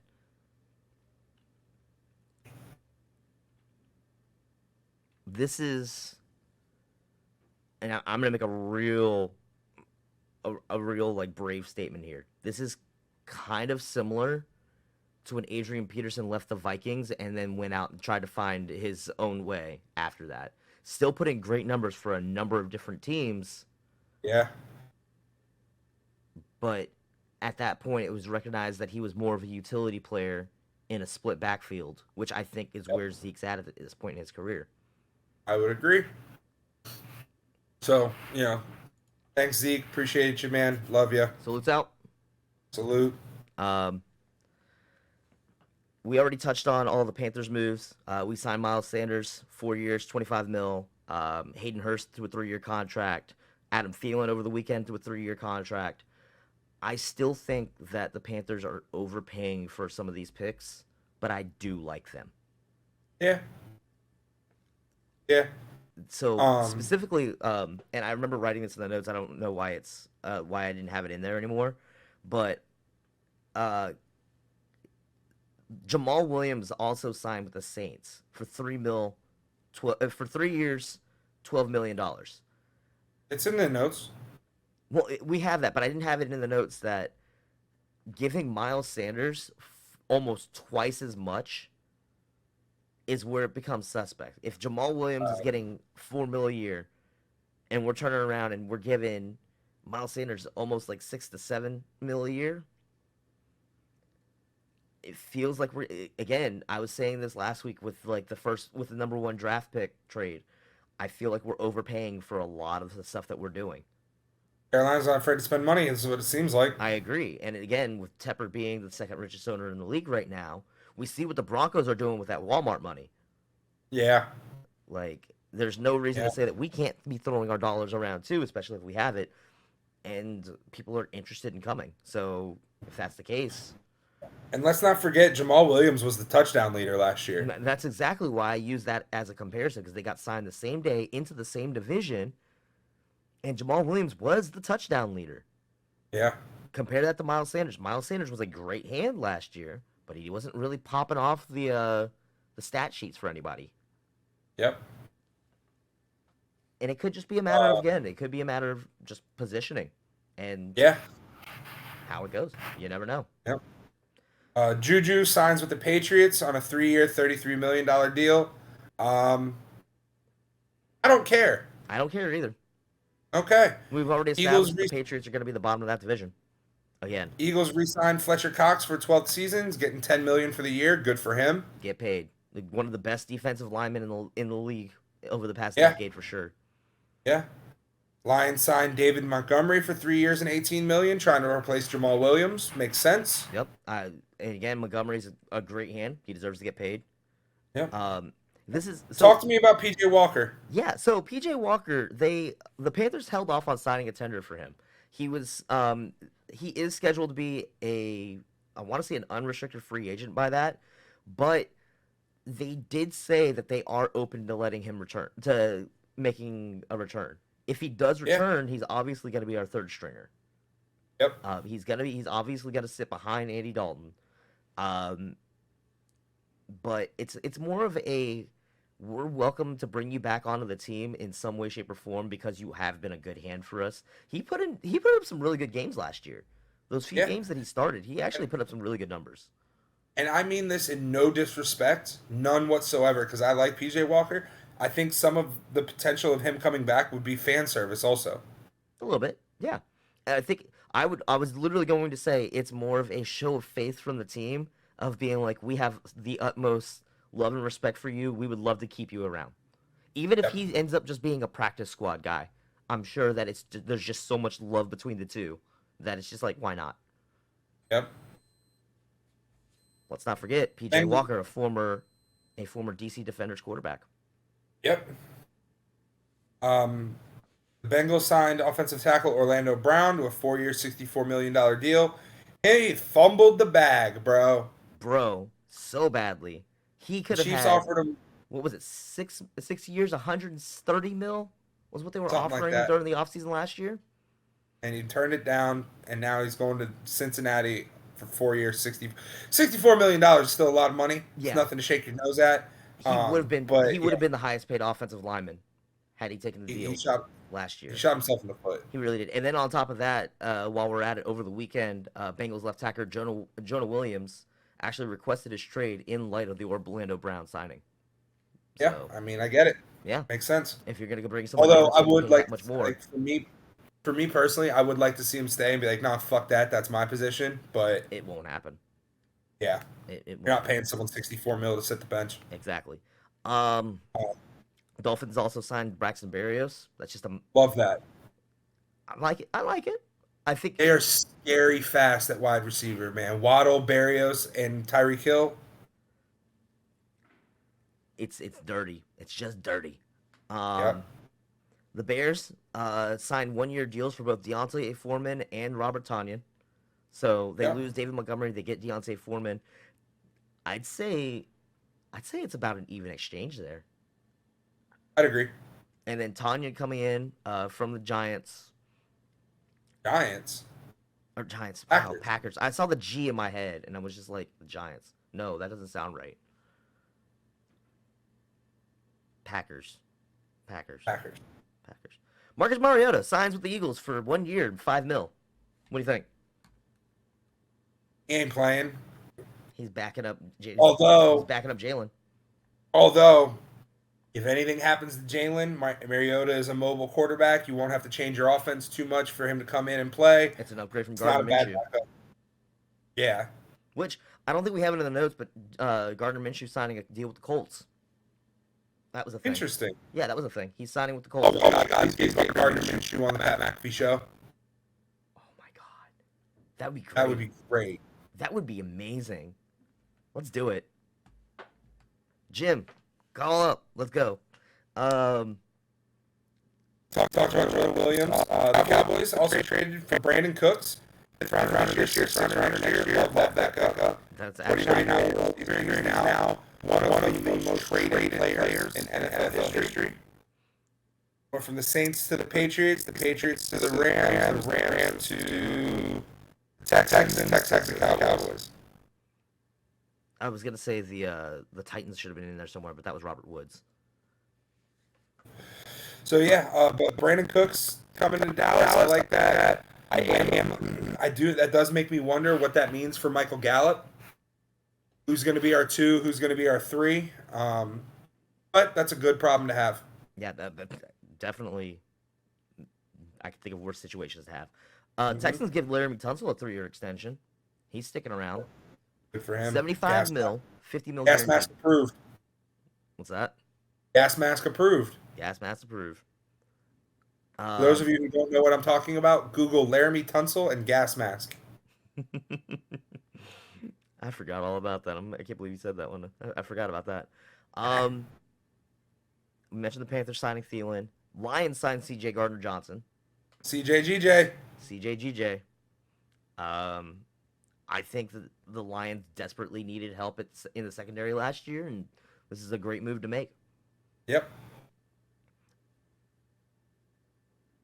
Texans signed Dalton Schultz and Devin Singletary, both the 1-year deals. I'm all right with that. Dalton Schultz was a solid hand for us at tight end. Dalton Schultz is one of we the top 10 tight ends in the league. But we do still have Peyton Hendershot and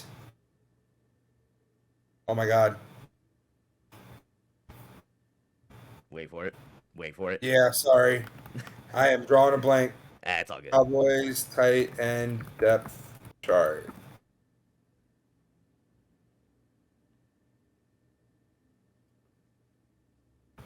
Why can I not think of this right now? Oh, moving on. Jake Ferguson. Sticking with tight end news, the Raiders signed O.J. Howard. Now, earlier in the week, I had it written in there that Foster Moreau had a visit set up the Saints. And then it made me realize that all of the moves that the Raiders had made so far, they got rid of both Waller and Moreau. So they were desperately in need of tight end. They answered Yep. that. They answered that yesterday by signing O.J. Howard. Yeah. They're also set to host Austin Hooper on Wednesday. You put the two of Great it, like, game. if it sucks that you're losing Waller and Moreau, but Howard and Hooper are two of the best free agent free agent tight ends that are available right now. I In agree. addition to that, this is a very strong tight end class in the draft, and I started doing the math on it. The Raiders have the number 7 pick and the number 38 pick. Obviously, with the number 7 pick, I don't think you're taking the top tight end. But looking at mock 38. drafts and the numbers and everything, that number 38 pick, there are a lot of really, really good tight ends that are going to be available around that part. And I think that's probably, if they're smart, they probably take a second rounder on their future at tight end. Yep. Sources are reporting the Bills have reached a 1-year agreement with Damian Harris. And then Deontay Hightower, right before we got on the air, has announced his retirement after 9 seasons with the Patriots. And one last piece of football news that came up right when we were going on air. Mm-hmm. I didn't even add it to the notes. Is Cam Newton is Yeah. expected to throw at Auburn's Pro Day on, I believe, Tuesday. Mm-hmm. Yeah, I saw that news. You might have saw it in the beginning of the show. Towards the beginning of the show, my eyes kind of lit up as I looked at my watch. That's because I had gotten the same notification right as we were starting. And I was like, do we bang that up? Do we not? I mean, good on Cam. He's taking another swing. Yep. We'll see how it goes. All right, and that wraps up football for the week for us. Yeah. All right. All right. So let's get into these. I want to start off the wrestling side of the house by talking about all these Wrestlemania builds.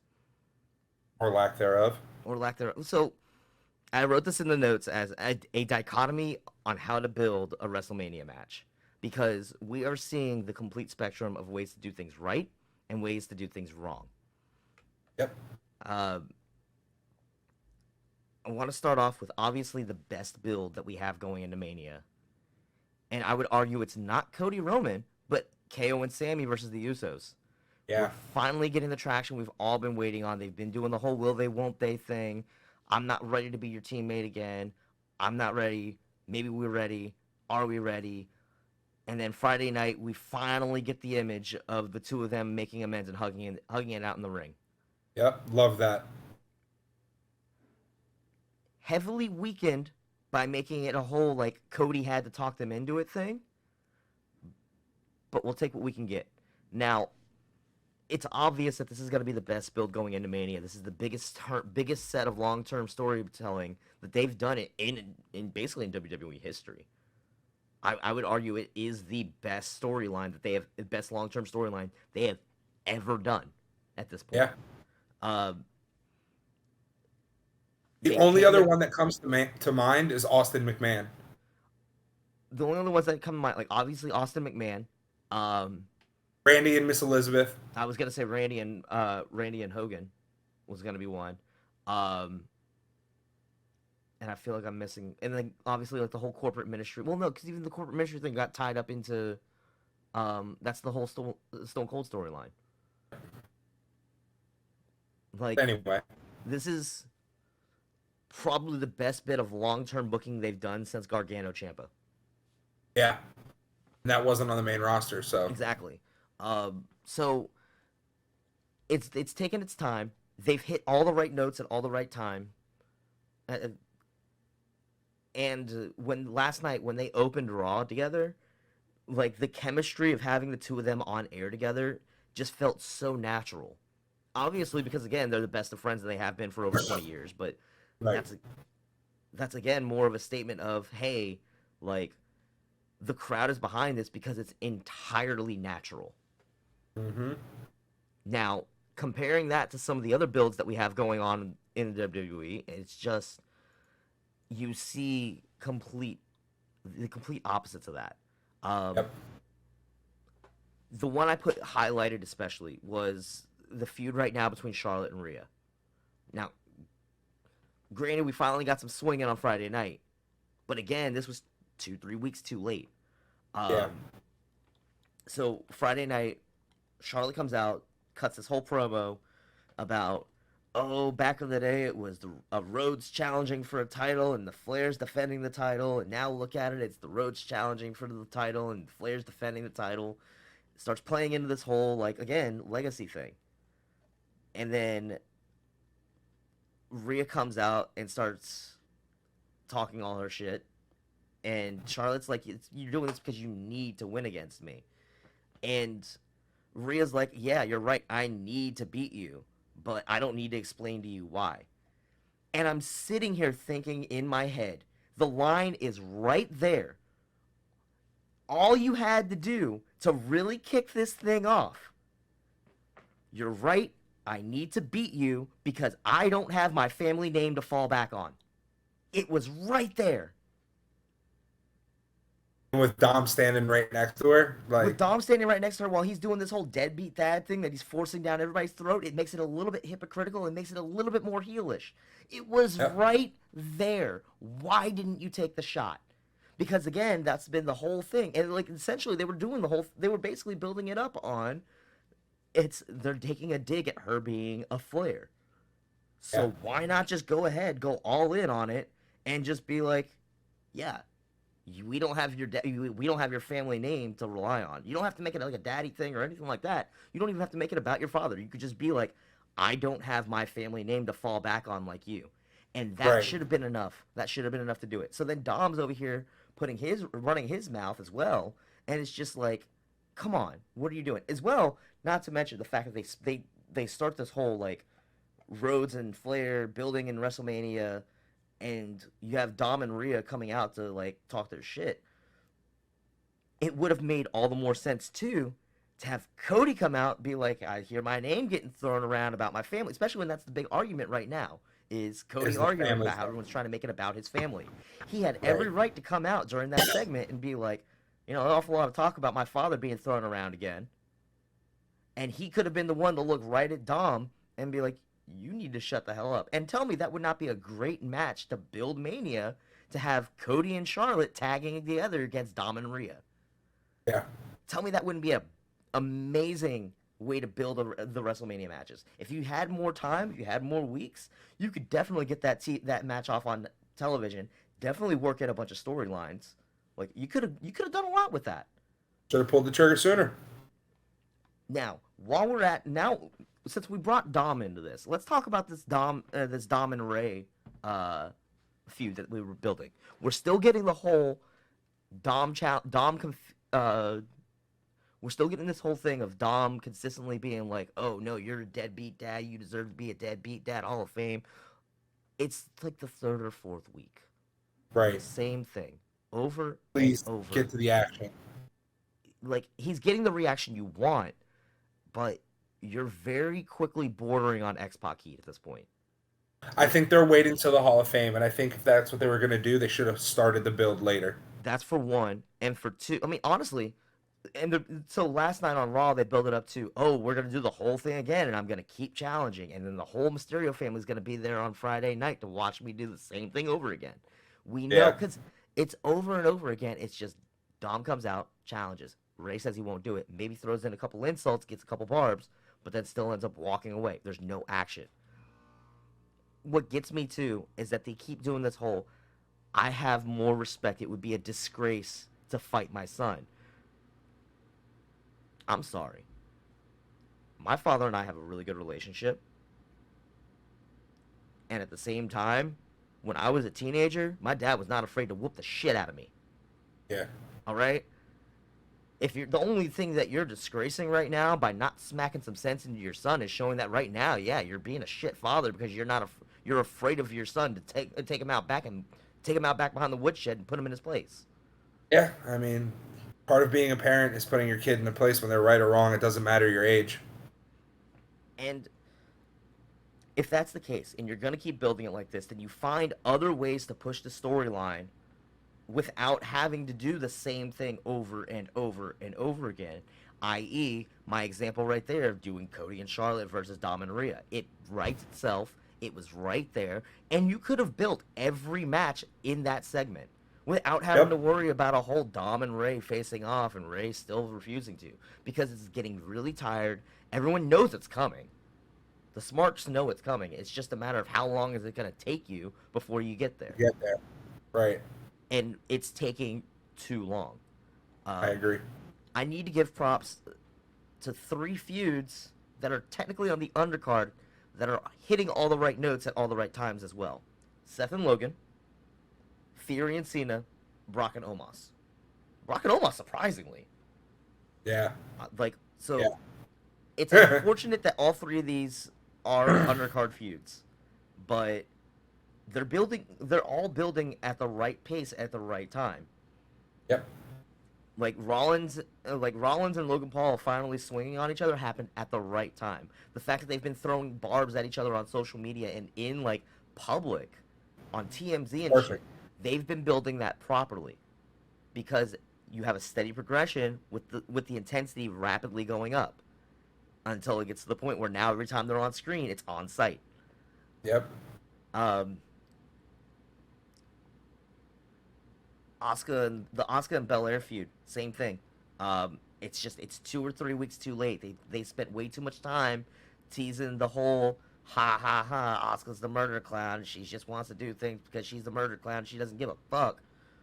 And it's like, then you just had Belair like, okay, yeah, and just cringing at her. Right. And then naturally, of course, we all saw it coming. They fell back on the most tired trope in the WWE, and that's, can they coexist as a tag team? We did not need that match last night. Nope. We absolutely did not, and it ends with the obvious Asuka and Belair getting the win, and then Asuka attacking her after the bell. We could have done this weeks ago. Yeah, exactly. Weeks ago, we could have avoided this whole thing. And honestly, I feel like, especially with Asuka being this like psychotic character, you would have had more time to build her up and actually do more with her than this whole just giggling and teasing, spraying mist in people's faces.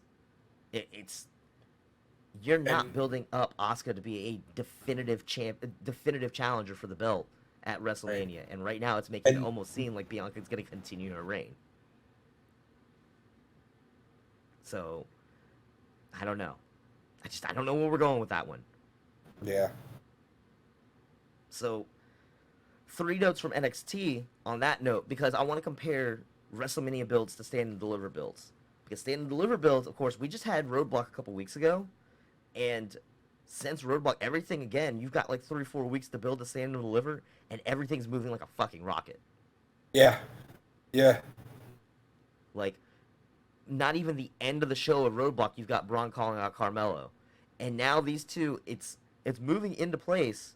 It was designed for them to move into place. The only thing that has me questioning is Melo's really being built up as a face right now, in the fact that they're doing real face by face, and the talk about, like, I respect you, I want this match because I think it's actually going to be a challenge. I want this match because I think it's going to be a challenge. I think I can beat you. It's building properly. And it's also kind of teasing a Braun turn, which I would be happy for, because right now I think there's just very little for Braun to do. Or if it turns into Braun Breaker moving up to the main roster after Mania, also a good idea. But like, you're at least positioning this Braun Melo match to be worth its headline spot. Correct. I don't know. We still don't know what the situation is with Roxanne Perez. Whether we know if that's if it's a work or a shoot. We don't know to what extent, if she's healthy. Right. But because of that, they're building up to this 4-way match at Stand and Deliver that no one's really sure how it's going to go. You actually have like a legitimate number of challengers that could take that role. Oh, absolutely. And then the last one I have is the feud between Waller and Gargano. I like the fact that, because they've really played into the fact that Waller like jumped Gargano to get him to like send him out of NXT. They bring him back because, again, everyone was so sure it was going to turn into Waller versus HBK, and we were going to see HBK come out of retirement. Everyone wanted that. And then the rumors started flying around that it was going to be Dragon Lee's debut. Everyone wanted that. So for them to do anything other than either of those two plans, they knew they had to hit.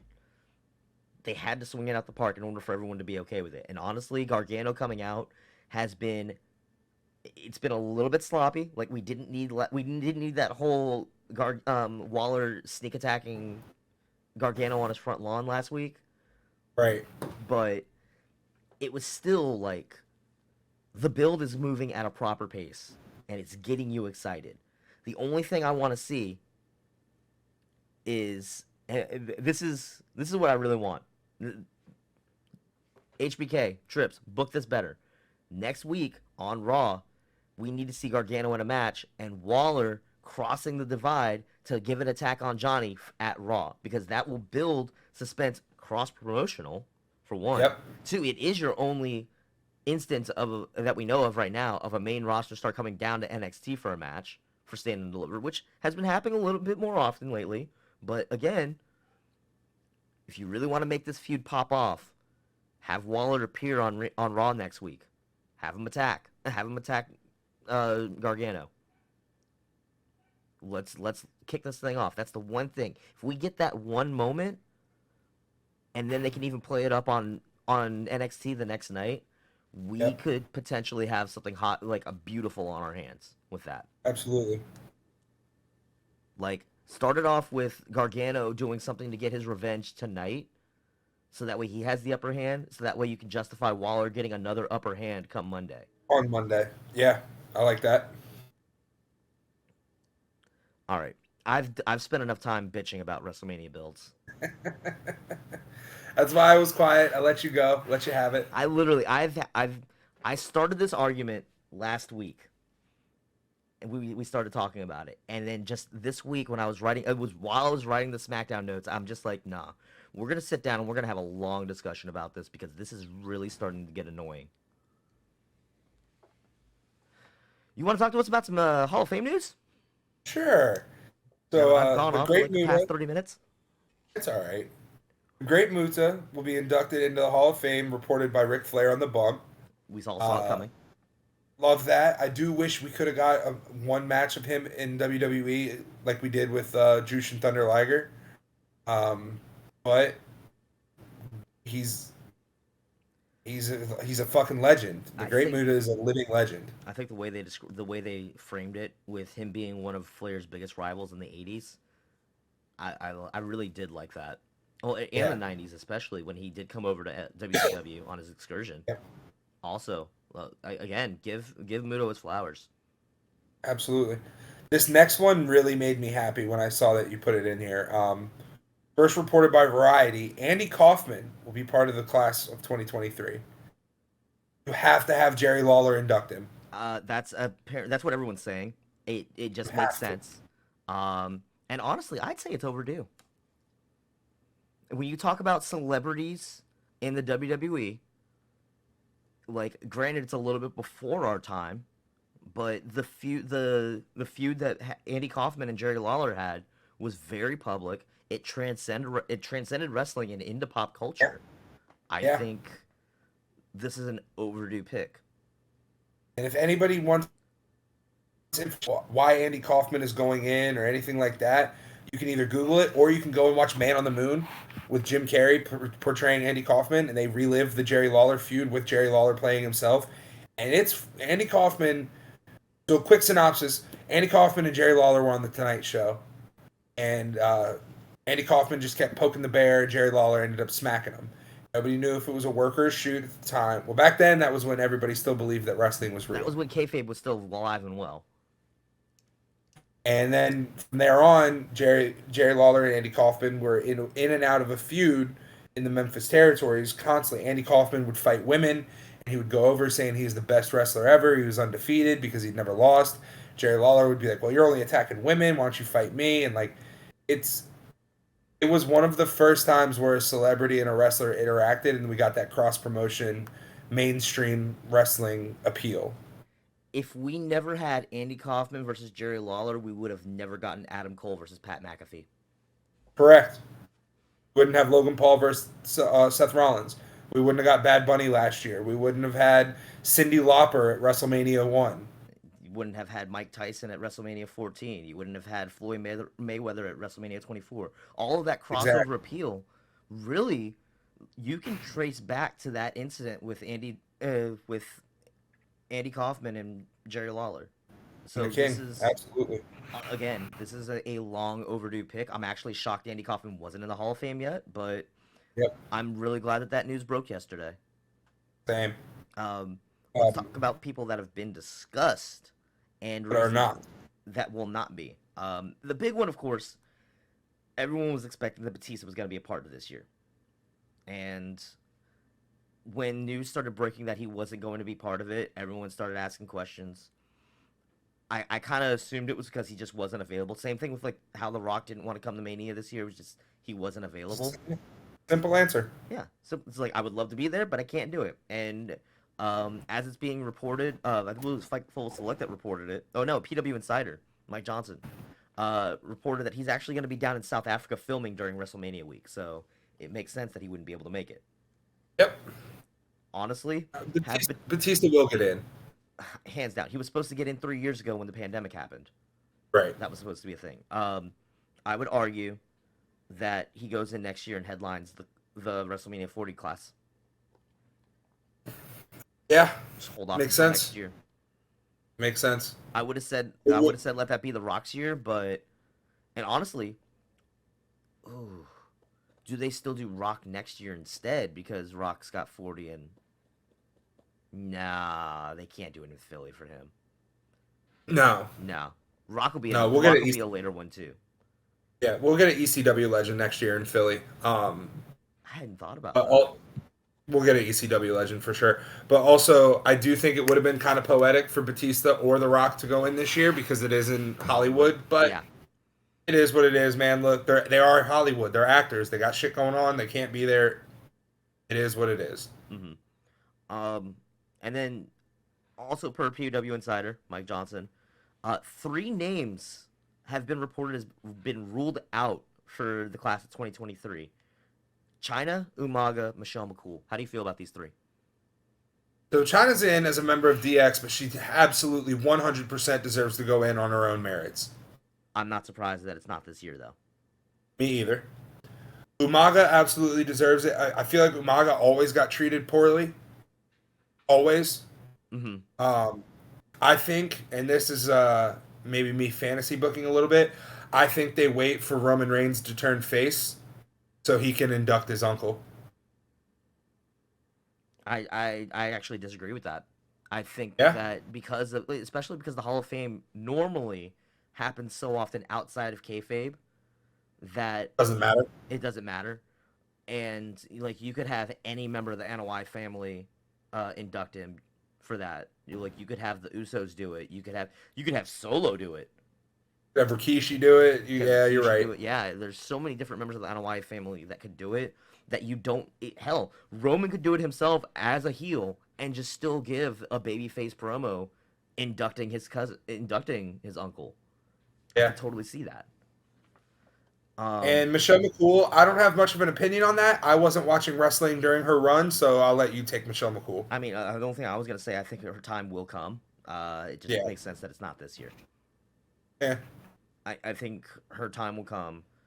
I also think that her not being rumored, like her being rumored as out, is also giving more credence to Stacy Keibler going in, which is still being rumored.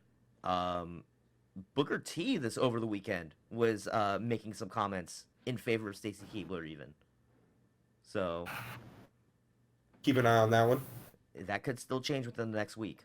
There's also I don't remember if I wrote it. I didn't write it down in the rules. I don't remember who it was that said it. The running discussion right now is that the Hall of Fame class this year will only be 5 names. Okay. And I gotta be honest, I like that. Yeah. The last thing you need is some old fogey to get back on the mic and take up an hour's worth of time. And then your Hall of Fame speech, and then your Hall of Fame ceremony ends up being 4.5 hours long. Right. I'm looking at you, Big John Stud. Yeah. I'm gonna hold that piece of news until for the miscellaneous. We'll close Yep.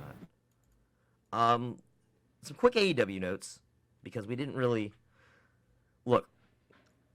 We're not completely anti AEW around here. We still love AEW, but it's Mania season, It And is. obviously, a lot of the news that we have right now is going to be centered around Mania.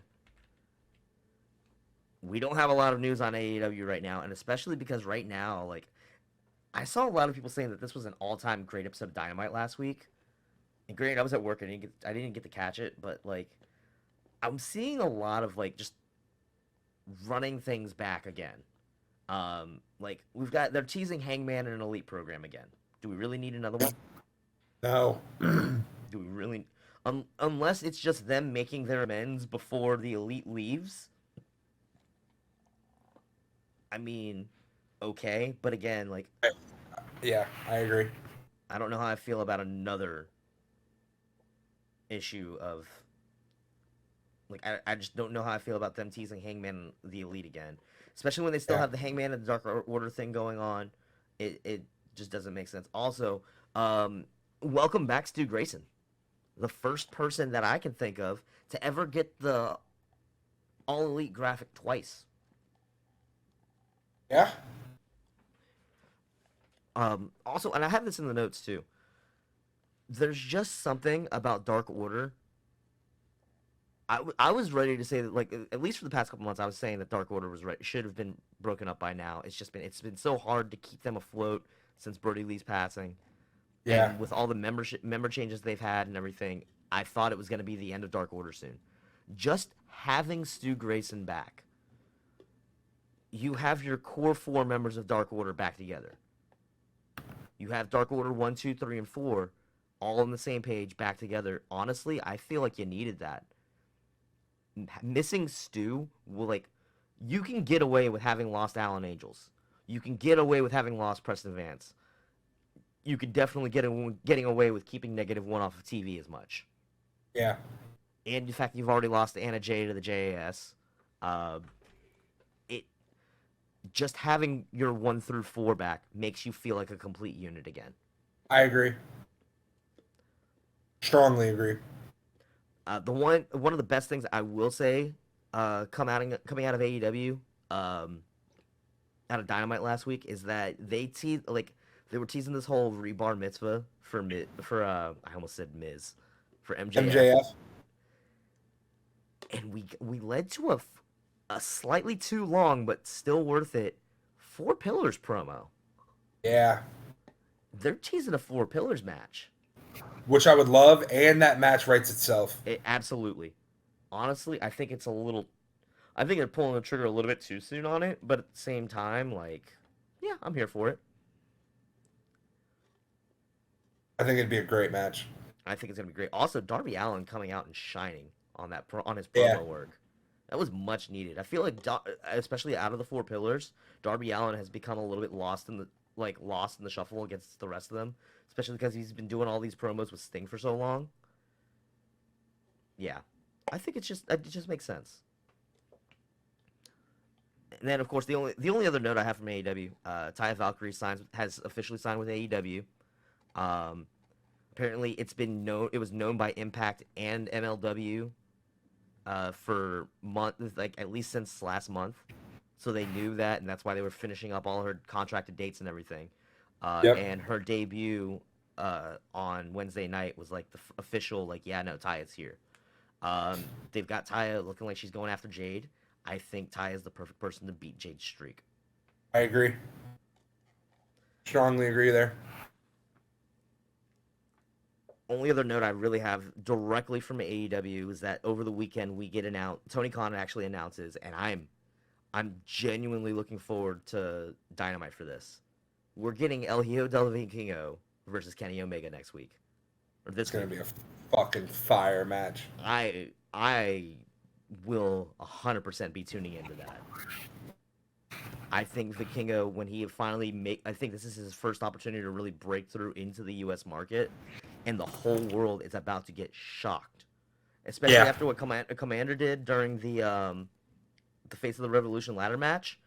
I think the U.S. is about to be exposed to Vikingo on a major scale for the first time. Kenny is the perfect person to go up against for that. Oh, yeah. And, oh, man, we're about to get a fucking barn burner. I just give him some time. Mm-hmm. All right, you want to get into all these last-minute wrestling notes? The miscellaneous ones? Yeah. Let's just go down the Sure. lane taking our turns.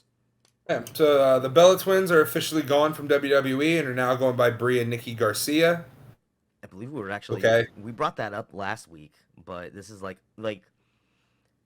all right, real quick, I gotta say this. Everyone's been talking about this like beforehand, was just like, oh, the Bella Twins. I think you even last week were saying, oh, but the Bellas like have good rapport with the WWE, and it's like there's been a lot of issues between the Bellas and the WWE lately. Let's not forget that time Nikki during I think it was the Rumble went off on that live stream about that, about how it's just a whole bunch of fan service and all this shit. Yeah. There's been a lot of bad press and everything. This To is me, it sounds like sour grapes. I think it's also sour grapes. I think there's also more to it than that that's being let up on behind the scenes. Yeah. And I don't think we'll ever find that story out, but I think that there's something going on behind the scenes that's like kind of pushed them away from the WWE. Mm-hmm. I also wouldn't be surprised if it has a lot to do with the Bellas being Vince people. Yeah. There was a fun little exchange last week during, just in general. Mick On Foley Twitter. teasing all these jokes about joining the Judgment Day, and was asking Finn what it'll take to join. I thought it was hilarious. It was fun to watch. It was fun to read and And then witness. Finn asking him for advice on the Hell in a Cell, and Foley being like, reminder, I've never won any of my Hell in a Cell matches. Go back, watch my matches, do the opposite, and when in doubt, use the abs. Foley and Foley and Finn, I feel like have really good presence with one another as well. Yeah. And we don't have this in the notes, but this also happened during Raw last night. Edge calls out Finn, tells him to bring the demon. I would love it. Honestly, I think it's the only thing that's going to save this feud at this point. Yeah. That's another one of those feuds that, again, like I went off last week about how long that one's taking, how much, how quickly that could have, like, for one, we're sick of this. This should have happened again, obviously, at the Rumble, and it only got postponed because of Edge's recording structure. But again, they've been at it for over a year, for almost a year now. We're kind of sick of this feud. Yep. This needs to be the blow off. You want to take the next one?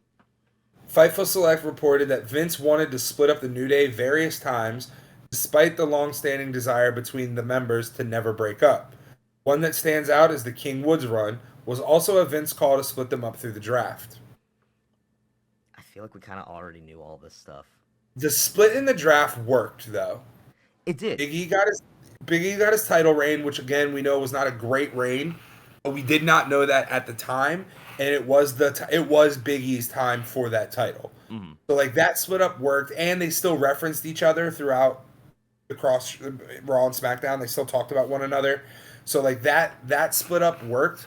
I don't know, man. Like I know all good things must come to an end, but I don't think the New Day. I think the New Day should be the exception to that. I think, and the fact that they've always been vocal about never wanting to split, and this idea that you don't need tag teams to split, especially like the New Day, like being, I feel like the New Day is the modern Fabulous Freebirds, and Yeah. in that aspect, it's just the fact that like they're a team that you don't need to do a breakup angle with because they're so good on their own. They are. And they can legitimately have just you don't need to break up. We could just continuously be able to support each other. The Street Profits have come out and said that they want to do the same thing. And honestly, I'm I okay disagree. with it. I think Montez versus Dawkins would be a hell of a match. I think it would be a hell of a match also, too, but having said that, I would love to see a triple threat match between the New Day members just for funsies. oh, absolutely. I think that'd be great. Down the road at some point for sure. Yeah. I'm instantly reminded of when Kofi and Woods teased going at each other in the Rumble this past In the year. Rumble. Yeah. And then the butt slapping, whatever that was. bongos. It was funny. I get it, but yeah. The King Woods thing, again, like you said, yeah, it helped Big E by getting him his championship run, but let's not forget also we did get King Woods. Granted, they like I said, the report was teased that like the whole thing with King Woods, it was supposed to be like him going super heelish to the point where he like ostracizes Kofi. I'm glad they didn't go that route, and they just made him like the Hand of the King. Yep. The Hand of the King part. Again, I'm a Game of Thrones fan, and that actually worked for me. So Just sucks that Woods got injured and had to shut his King run short. it happens. And now Kofi's injured again. Let's hope. We're still hoping for that that full on return for Big E. We're still praying. We're off to Mania. Multiple organizations have severed ties with Davey Richards, who announced his retirement from wrestling in light of allegations of domestic violence. Since then, he has deleted all of it. Since the news broke, I believe it was on Friday, he has since deleted all of his social media and has been pulled from all upcoming appearances. There was a report also over the weekend that he was kind of already on the outs with a lot of companies beforehand. This is disappointing. I actually really like Davey Richards. I was a really big fan of the Wolves in TNA and Impact. I thought Davey Richards' run in Ring of Honor was still pretty good as well. When he came back to Impact to feud with Eddie Edwards, I thought it was great. To see all this bad stuff coming down, it's a shame. Yeah. But what can you do? We have no space for that in our industry. Today's world. Oh. Like there's no room for that. And yeah. Sorry, not sorry. Agreed. As reported by Inside the Ropes, former WWE writer Dave Schilling confirmed that Brock Lesnar forced the card to be changed at Mania 35 so he could leave early. Seth vs. Brock was originally going to be the semi-main. This was heavily rumored, and now it's just being confirmed. Yeah, if Brock doesn't go on last, he wants to go on first. I bet you I wouldn't be surprised if him and Omos open up this year's card. I wouldn't be surprised if they get an opening match on like day 2. Yeah, I can see that. I feel like that's gonna be a thing we do when we do. Cause let's not forget next week we got to do Mania picks. Oh boy, and I feel like that's gonna be a fun thing that we can do is guess which night the match takes place on. Yeah, I feel like that could be a fun like added way for some extra points. Absolutely. On an appearance on Next Stop Hollywood with Sony Sports Network, Bobby Lashley expressed the desire to become a tag champ before he calls it quits. It's the only belt It's the only belt that he's missing that's keeping him from a Grand Slam champ. And he also floated this idea of being in a tag team with Brock Lesnar. Could you imagine the run the two of them would have as tag champs? I would love it, man. That would be so good. A lot of people are like comparing them to the Road Warriors if that happens. Yeah. Yeah. And whatever team ends up beating Brock and Bobby for those belts, instant fucking megastars. Absolutely. You're going to need that's going to be like the quickest of like rockets up the card by beating those two. In before KO and Sammy. I would love that.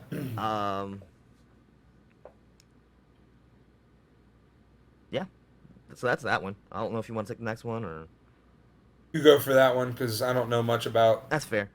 This one just caught my eye, but on Friday night at GCW Eye for an Eye, we had a title change. A very shocking title change. Nick Gage drops the title to Masha Slamovich. We have a female on top of GCW as their world champion. Not unheard of. Let's be real. Tessa Blanchard did it in Impact. Yep. Sexy Star did it down in AAA. We're seeing, again, this is where a lot of your indies and your minor leagues, they have no problem with intergender wrestling, and they have no problem putting a female as their top champion if they deserve it. Masha Slamovich is one of those people that deserves it. And seeing her on top of GCW, well deserved. She then turns around on Sunday night at Worst Behavior in a match that was announced minutes before the card went live. Has her first defense of the title against Speedball Mike Bailey. I need to hunt that match down because that sounds like it's just a fucking slapper. Mm-hmm. Yeah, I think the argument is being pushed more and more that, and I'm going to say something that may be controversial. I don't know how the rest of the internet wrestling community feels. GCW is the new PWG. Ooh. In the 2010s, everyone was talking about PWG and the Battle of Yeah. Los Angeles. That was like where you went if you wanted to be known on the indies. And I think in the 2020s, that has become GCW. It really has become like everyone's favorite indie promotion now. I don't hate it. Pat McAfee, our boy, Mm-hmm. says he is not done with wrestling. He has a lot on his plate, plus a baby on the way. But he says he has a plan to get into the WWE Hall of Fame. I don't doubt it. I don't doubt it. I mean, let's be real. Drew Carey got put in for a 30-second Rumble clip. So I mean, technically, if they put him in as a celebrity, he's already made it for sure. In comparison to some of the other Hall of Famers that we have in the celebrity wing, Pat McAfee is Yep. by and far at the top of that list. The agreed. question is, does he get put in as a celebrity, or does he get put in as an actual wrestler? And how he depends on ending his career. At this point, even with his commentary career, you could afford to put him in the Hall of Fame. Yeah. We send our condolences to the family and friends of Sean Patrick O'Brien, referee on the indie scene. The Glory Pro Wrestling family really put together a great show honoring him over the weekend. It's really unfortunate. We send our condolences.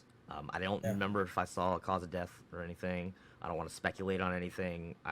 We send our thoughts and prayers. Yep. Pete Dunne changes his name back to Pete Dunne on socials. He broke the wrestling internet with that. Yeah, did you see the picture that went up? No. It was just a black and white picture of him as the bruiserweight with the United Kingdom Championship, just doing his pose with him holding it in the teeth, the fists. It was just a black and white picture of him at the top of the ramp doing that, and all it said was "remember," and the entire world just went crazy. I love Pete Dunne. I love Pete Dunne too. Bring back the bruiserweight, baby. Let's go. Yeah. We're here for it. Yeah. At an interview during Planet Comic-Con this weekend in Kansas City, Mercedes Moné states that she would be open to performing at Forbidden Door 2. She didn't know the date, but she's just like, "Oh yeah, I could probably make that. Let's see what happens." Yep. She also teased the match against Mickie James, her being the Impact Knockouts champion.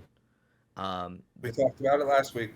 Yeah, they've been really teasing that match. I think it would be really great. There was even more teasing of it on social media this week. Sasha made it, Mercedes made it known online that she wants that match. Mickie just responds with "You just let me know when and where, and I'm ready to do this." And Mercedes responds back with a picture of Mickie at Mania 22 doing the fingers. Yep. And I'm just like, let's go. I want to see this. It'd be a hell of a match. Now, if she does defend the title, or not necessarily defend the title, if she does wrestle champion versus champion at Forbidden Door 2, who's champion at that time? Is it still Jamie Hayter? Probably.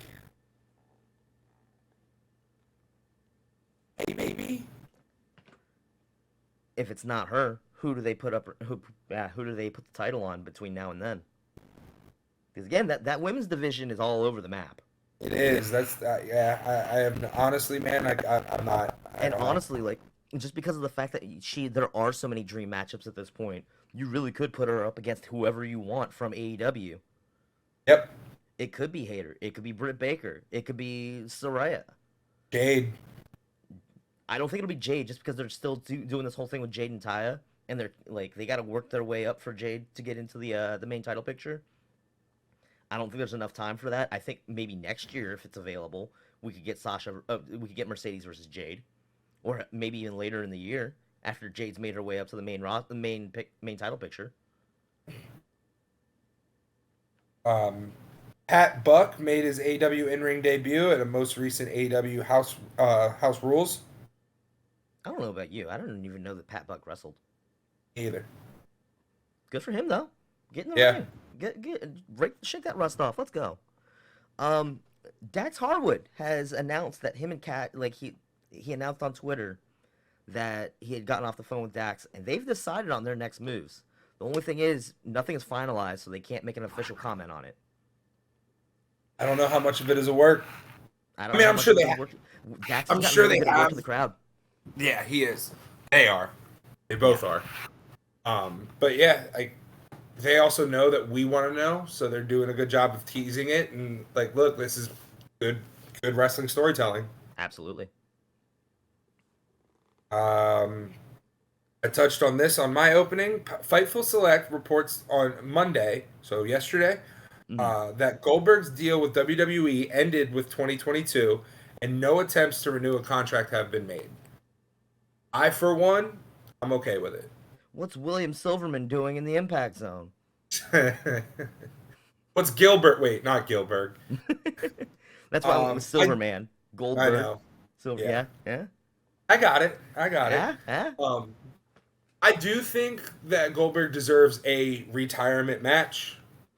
Yeah. That's I don't been know. getting thrown around a lot. That he wants a retirement match. He Um. deserves it. He's a legend. He's earned that right. Absolutely. I also, and I'm gonna make a really controversial statement here. There's a lot of people that are saying maybe he does it in AEW or anything like that. I know we're sick of him, but there's no better place for that retirement match to happen than in the WWE. Like he I can't agree. go anywhere else for that. I agree. I It, agree. it And I mean, we've seen him versus Brock, and they have the best squash match in WWE history. So I don't know if Brock's the right person to retire him. Unfortunately, there's not a lot of people left from the old guard from when Goldberg was a mainstay to retire him. you know, I was watching. I think it was Cultaholic News before we went on the air, and they had brought up a really good point too. All of Goldberg's most recent matches have been nothing but losses. Yeah, He's been able to afford to take those L's, but like yeah, the only match he's really won in the past couple years has Bobby, been that title match against the Fiend. and against Bobby. Yeah, and those are the only two. And even with Bobby, they made him look strong at the same time. Yep. They kept Bobby strong, so like it it makes sense. But I I mean, just or have somebody like Braun Breaker come up to the main roster, start oh being my god, cocky, let Braun calls out. retire Goldberg. That would be perfect. Yeah, That would genuinely be perfect. Huh? I got some good ideas occasionally. Occasionally. And Um. our last one for the day is for you, buddy, because it was your note, and it is great. I've watched it probably 15 times. Um, Yeah. and it's a So nice lighthearted thing to end on. yeah, I wanted to save the most lighthearted thing for the end. This is I feel like a great way to close things. Um, we get our weekly WrestleMania teaser trailer, movie trailer parody, and it's the one that everyone was describing with the Brawling Brutes doing the 40-year-old virgin, doing the of course the chest waxing scene. Everything about this was absolutely hilarious. They knocked this one out the park. You've got like the first off, the minute they do the whole like reveal of the chest hair being so obviously fake was I giggled. I giggled a little bit, and it didn't stop there because then they go on, and they go into the scene, and you've got Drew just corpsing the entire time. He cannot keep a straight face. He's using Sheamus to hold himself up. Like he is just losing it the entire time. You've got Sheamus over here, like being like the person giving all the directions. Like it's not that bad. It's not that bad. You're just being a baby about it. Honestly, perfect role for Sheamus being the quote unquote de facto leader of Brawling Brutes. It makes sense that he's like encouraging Ridge to stick through it. And then Pete Dunne with just they've been doing this whole like silent like insane character with the Butch character, and he does it perfectly. He keeps trying to walk out for no reason, and then at one point they're like, "Go hold his hand," and he just walks out, and then walks back into the screen after they're screaming "not the nipple," and just comes right in, rips it right off. Everything about it is perfect. If you haven't watched it, go watch it. Oh my god, Yeah, it's again a quick like peak 90. comedy. It's peak comedy. Like makes up for this makes up for the shitty Miz and Maurice one. Um, It is right up there with the first one with Seth and Becky. I would argue Yep. it's funnier than Seth and Becky. For sure. I think they knocked it out the park.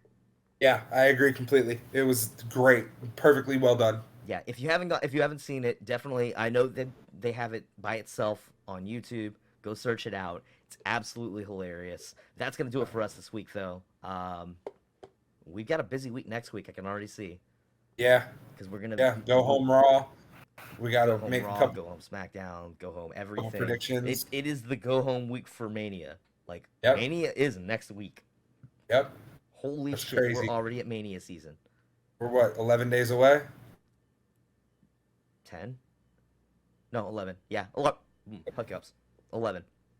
We are 11 So, days yeah. away from WrestleMania. So next week, we're going to have a lot of breakdowns. I think we're probably just going to have to do a complete breakdown of the card.